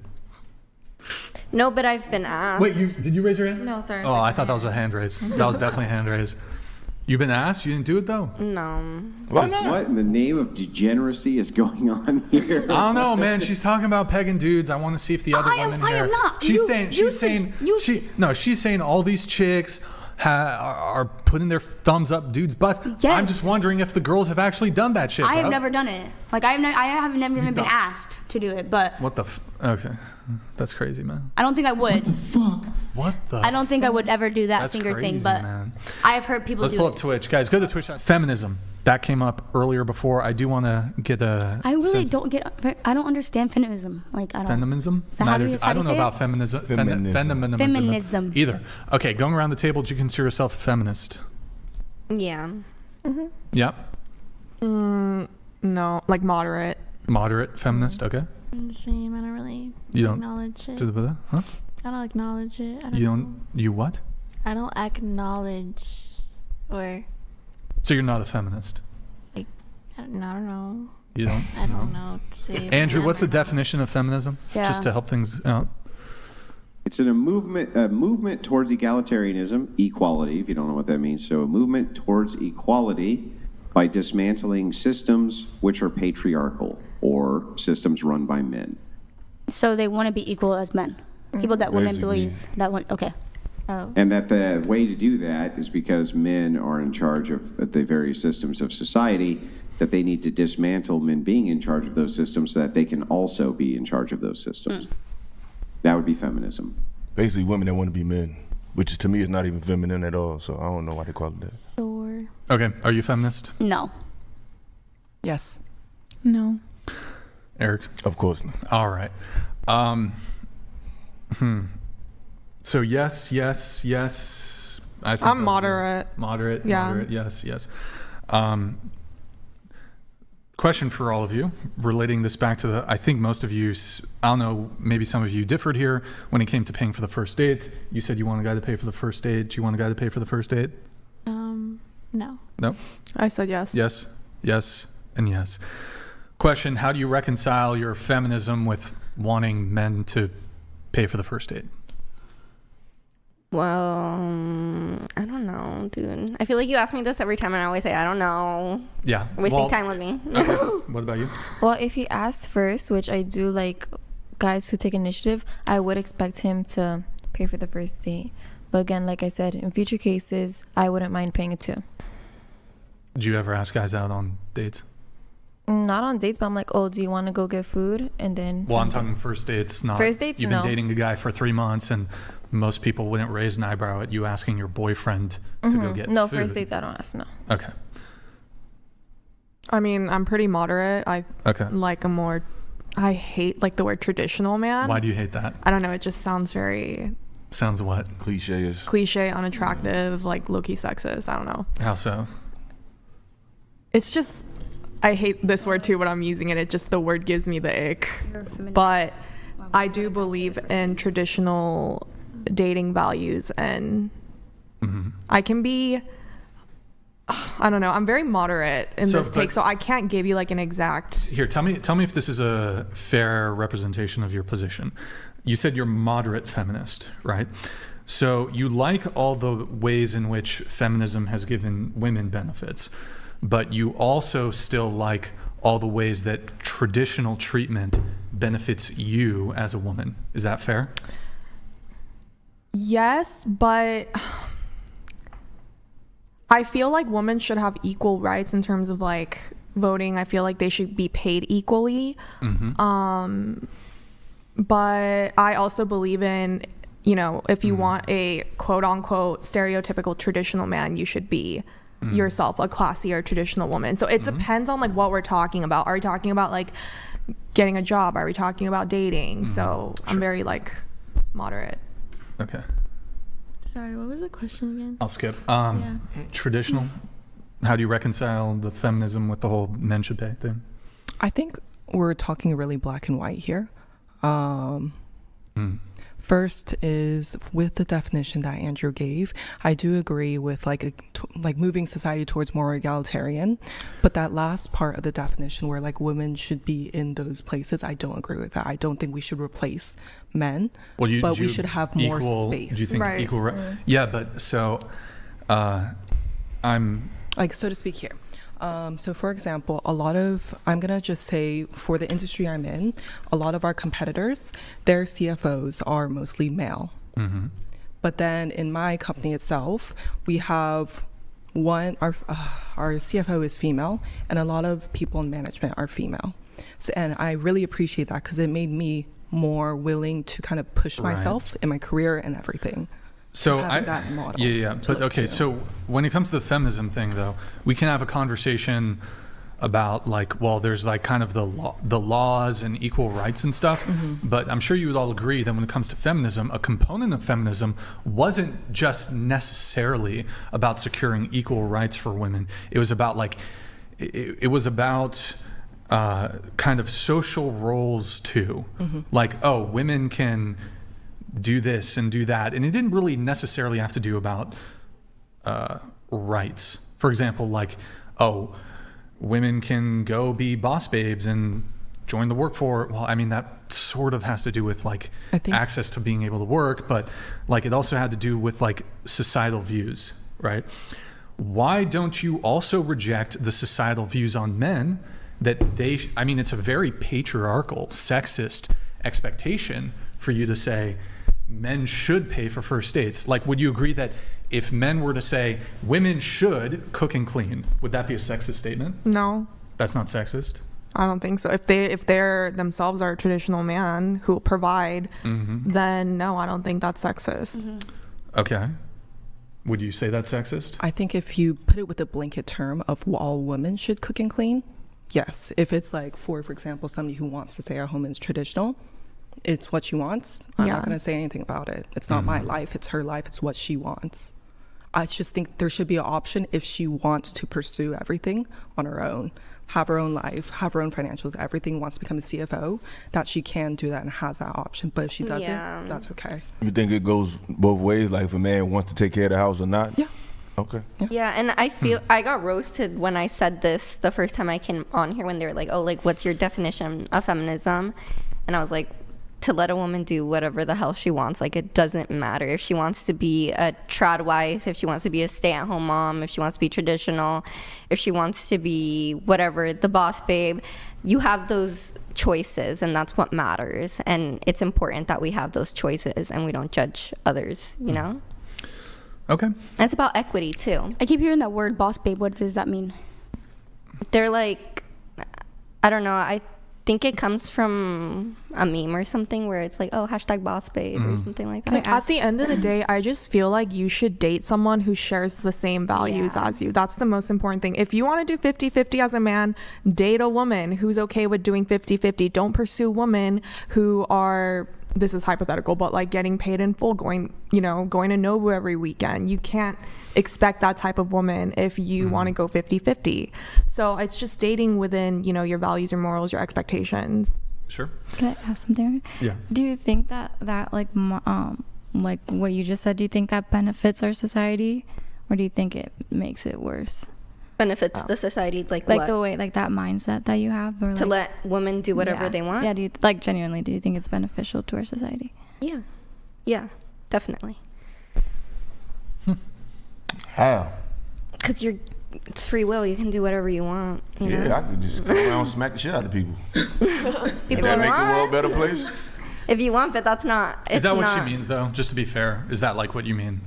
What do you mean? Like to yeah. When you say people can do whatever they want, I don't think you mean like. No, that's not what I'm saying. No, that's not what I said. Like following your dreams, like like you can do whatever you want, as in like if you want to be a trad wife, you can be a trad wife. If you want to stay home take care of the kids, if you want to go and be a boss babe, go fulfill whatever you want to do. We're gonna get into the questionnaire here. We're gonna try to get through it as quick as possible, so we won't linger too long.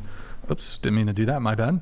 on any one topic, but going around the table, what would you want the minimum yearly income to be for your future husband? We talk You put an infinity sign here. I don't know what that means. Yeah, I don't know. I don't even know what my answer is either. I don't know. I'm not thinking about that stuff. I don't know. Well, I mean, if you put infinity, then infinity. What about, I mean, you don't have you 6 figures? What do you think? Yeah. I want to be comfortable. I want to live a comfortable life. I want to go do you want to be stay at home? I don't know, dude. So you want a 6 All I know dude, is that I want to go for do. winter break. I want to go to Aspen or to what's it called, Switzerland for winter, and then in the Aspen's a lot different. And then in the spring, I want to go to Italy. And then So what sacrifice are Christmas, you I making? want to go to New York. So if you got a man, because obviously you want a man that's making a lot of money, what sacrifice are you making for that kind of man? Like, what compromise are you making? Being a good partner. By being what? Going on the Aspen to spend his money on trips? Like, how did that make you a good partner? He has a companion. You know, he loves me. Yeah, but you get that too. Love you for what? All you doing is going to spend his money going on trips. Like, what do you bring to Well, him, I don't to a know. man That's like for that? him to answer. That's for you to answer. He fell for me. I don't know. I don't know what he saw in me. I don't know. That's for that man to answer. Sound like you don't know the answer. Yeah, I don't know the answer. Okay. Unless you guys have more back and forth. I mean, if you don't know the answer, then I don't see how you can ask for that. Because if you ask for something, you should know why you deserve that. And it sounds like you don't really know why. Someone here said something really good on that. It's like your type. You need to know what your type, his type is. Was that? What your type's type is? Because a lot of people just think about what I want. But you also, in order to get what you want, you got to think, well, what does the person that I want, what do they want? And if you're not it, you're not going to get it. You know? So yeah, you think you're the type of the dudes who make like 600,000 or 400,000 or better? I don't know. Maybe somebody out there, honestly. Who knows? Yeah, honestly, you don't know. You don't know. All right. What about you? I'm not really sure yet. But you said enough to provide for our family. How much is that? I'm not. Do you want to stay home or do you want to work? I don't mind working, but I also would want to be there for my kids. How many kids do you want? Maybe like 2 to 4. 2 to 4. Okay. Yeah. Michelle? More the merrier. I don't really have a number, especially because living here is just so expensive. How much do you make, if you don't mind me asking? I would not want to answer that. 6 figures? Is that fair? Like the guy? No, do you make 6 figures? No, but a little. Will you make it? How about in 5 years? Will you make 6 figures? Yes, I would. Okay. Would you like a guy to, in 5 years' time, make 6 figures that you're dating? Yes. Okay. The more, the merrier. Okay. In this economy, it's a rough economy. Carissa, what about you? Just enough to provide for the family and I. Okay. How many kids do you want? Like 3 or 4. All right.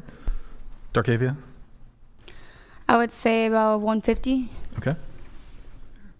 At least how much I'm making. If he makes less, then I just want him to be pursuing something he's passionate about. Sure. I think I put like 100,000, but as long as we have enough money to provide for our family. Okay. And then we kind of touched on this for some of you, but not. Then, Brian, I do have to dip about an hour earlier than normal tonight. Okay. I got a place I got to be on in the morning, but I got a rage set up heading your way, and hopefully this time it'll work. So. Before you leave, do you have like an extra 10 minutes you can spare? Yeah, 10 minutes, yeah. Anahi, did I say it right? No. Should I just say bangs? No. I can't pronounce your name. Anai? No. Anai. Anai? Yes. Anai here is a feminist, and she wanted to have a back and forth with you before you... He's only going to be 10 minutes. It's going to be 11 and you want to talk about women's issues right now at 11 o'clock. That's exactly what I want to do. I mean, it's 2 o'clock for me. Yeah, Andrew's game. So. Andrew needs to go to sleep. Oh, you can't. Don't weasel your way out of this one. He needs to wake up tomorrow and take to school. It's Monday. He's only going to talk you guys will only have an exchange for 5-10 minutes, then he's going to leave. And I homeschool. Oh, see, then he has to be the whole principal. And so one of this is a busy day tomorrow, dude. To just get to the point here, one of the back and forths we've had is we had disagreements on female oppression, women's oppression. What? All right, is your position the same? I don't even remember what I said. Into the mic. I don't even remember what I said 2 years ago. What did I say? You said essentially, you said that women are oppressed. Yeah. Yes. Although you changed it to, you're like 50-50 on it now. You wrote both yes and no, whatever. I don't know. I'm tired. Dude. In any case, you said women are oppressed. I asked you how, and you didn't really. Would you care to? You've had 2 years to figure it out. Do you want to provide? Well, evidence of. Yeah, I think there's a lot of shit that has happened that has made women oppressed. Like we couldn't even have a bank account. What? Women. Can I speak? It is women. We haven't. It is women. I can't. Okay, go ahead.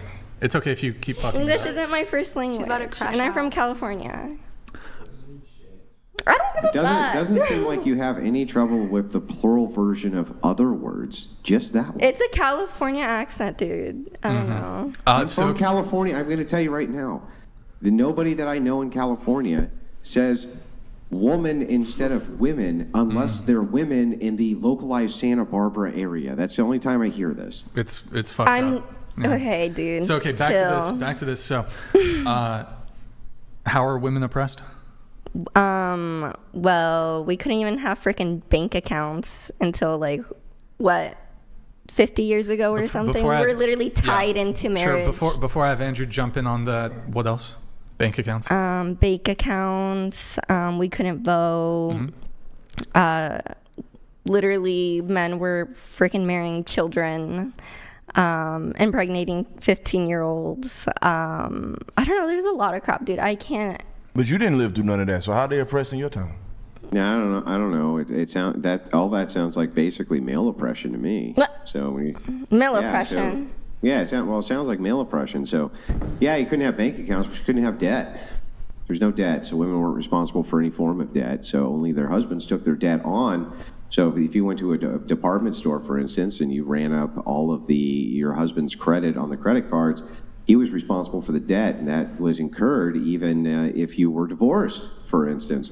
And if you went into a marriage and you had your own money, right, and you had your own land and things like this, the husband was not entitled to any of that, but you were entitled to his. Oh yeah. So yeah, that is true that there's an extension where women weren't allowed to have bank accounts, but it's because they weren't allowed to go into debt. They didn't allow women to go into debt. They didn't think that debtor's prison, which was a thing that men had to deal with and not women, they didn't think that it was appropriate to throw women in jail. So instead, they incurred all the debt on the husband. Yeah, that was definitely male oppression. I agree with that. And then women were seen as property, and then we didn't have rights over women bodies. Can't defend property. So because women can't defend property, they have to rely on men to defend property. That's why the thought process was not to give women property. But women often did own properties willed down from their parents. So the thing is that when you entered into matrimony with a man, that is true that if he accrued property, he was responsible for its maintenance and any of the debt that was incurred with the property, and not the woman. But the woman could hold property as a namesake from her own family, and guess what? She also could rack up enormous amounts of debt, could never be applied to debtor's prison. She could never go to debtor's prison, only the men could. But isn't all these laws or the rules created by men? So didn't they just put that on themselves? Yeah. Didn't men say women should stay home? So the thing is that men took care of you so well and made sure that you had zero responsibility in society and all the entitlement, man bad. Makes sense to me. So men was. But we had no way out. Women's only way. Out of what? What is it? What is it that you want? It's a bad deal to be able to go rack up enormous amounts of debt on someone else's account. What's so terrible about that? But back then, it's all that was expected of women was get married and pop out babies, and it's not everybody wants to be a freaking birthing machine. A birthing machine. Yeah. I mean, you have some greater duty than to have kids. I'm guessing you're going to go on and cure cancer, or perhaps what do you think, Bangs, in 20 years, your biggest accomplishment in this world will be, absent motherhood? I'm just out of blanket curiosity. What do you think it'll be? World dominance. Yeah. No, I mean, I want to take over the world. Here's what your biggest accomplishment will be. You don't know it? You don't know it right now? You'll be a cog in a wheel, and you'll be a 9-to-5er, a cog in a wheel. There will be no great accomplishment that comes from bangs other than a legacy. You could leave a legacy behind. And such a legacy requires you having children. You don't know it yet, but you're going to be polishing my shoes in the near future. Yeah. You are. You are. I'm going to take over the world, and you are going to be the first person I capture. No, actually, you know what? I'll make a deal. I have a better idea for you. On a treadmill. No, you're going to be I'm going to make you wear the little Joker costume, and then I'm going to call you over, and then you're going to have to do little dances for me and skits. Well, you got about 90 pounds left before you're Harley Quinn. So you're crazy, dude. If we can get back into the topic, that would be fantastic. I'm just curious what you actually think your biggest accomplishment in this world is going to be, absent children. What do you think it's actually going to be? I already told you, world dominance. I don't know what. No, okay, got it. Troll dominance. You can't even do troll dominance correctly, let alone What do you want me to do? It's because, dude, I can't take you seriously. Like, you're just such an angry guy. It's like, everything is anger. Because you're just angry. Me asking you pointed questions and you being completely unable to answer them, and anybody's getting. I don't know what I want to do. I want to accomplish a lot of things. I want to accomplish a lot of things. I'm going back to school. I just finished. What do you think back. you're actually going to accomplish? I don't know, dude. I don't know.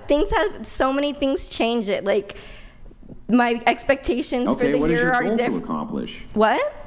What is your goal then? To accomplish what? I don't know. I wanna be proud of myself. I want to be proud of myself. I want to make the people around me proud. So no goal. What's wrong with that? For what you want to accomplish. You can't tell me what you even. Because I don't know, dude. And yet, for some reason, those baby-making machines, those women who create babies, which is the highest and most valuable virtue in society, the thing in which men and women both will give their lives for, that is just a little too much out of your vein, right? That is female oppression. It's like, no, that's true female liberation, is the ability for you to birth children, especially in your 20s, and be able to stay at home and take care of them. That's actually women's liberation, true women's liberation. Actual oppression is for you to say that a woman who does that is a birthing machine. It's disgusting. It's disgusting. I never said woman. Who? You did say birthing. But I didn't say it in that context, and I will repeat myself on the context that I did say. I said that back then, all that was expected of women was to pop out kids and basically be a birthing machine. Yeah, what higher virtue could they have had than that? What? Yeah, you see, that's exactly what I'm saying. That was all that was expected. That was all that was expected. Because they were. I don't know, because they had limitations. They had limitations. They didn't even have a chance. They didn't even have a chance to. A chance to do what? To fucking succeed on their own without a man and without having a family.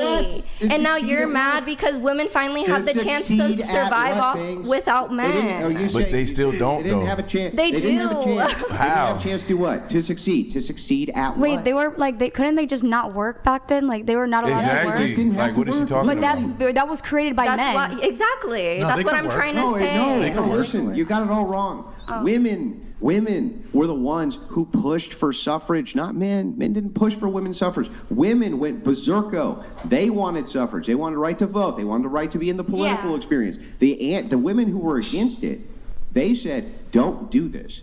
Okay, and by the way, they overwhelmingly, women would actually vote away their right to vote. They did. That's what they did. Everywhere it was put on the docket for women to actually have the right to vote, and they were able to vote on it, they voted it down. That's why they had to make it a decision at the federal level. So the thing is like, no, the anti-suffragettes, the people who were against women voting, the women themselves said, we have the moral high ground. Right now, we're well taken care of. We don't want to go fight in wars. We don't want to get blown to pieces. We don't want to have the responsibility of voting to send men to war. In wars, we will never be able to fight or have to fight. Yeah. They didn't want the responsibility of that, and they shouldn't have to have it. They have the best place in society ever, which is none of the responsibility and all the perks. Now you have all the responsibility, right? And your mental health, not doing so great. I wish we can revote. Not doing so great. Drug levels, not doing so great. Promiscuous levels, not doing so great. Child out of wedlock, not doing so great. You really fucked yourselves on that one, I got to tell you. I mean, I agree. But you know what? You can have a fucking credit card now. Isn't that based? Isn't that great? Thank God you could have a credit card, Bangs, you know, and we wouldn't want to stop you from succeeding at that thing you don't know what you want other than having kids. I would never want to stop you from doing whatever that thing is that you don't know. Period. Thank you.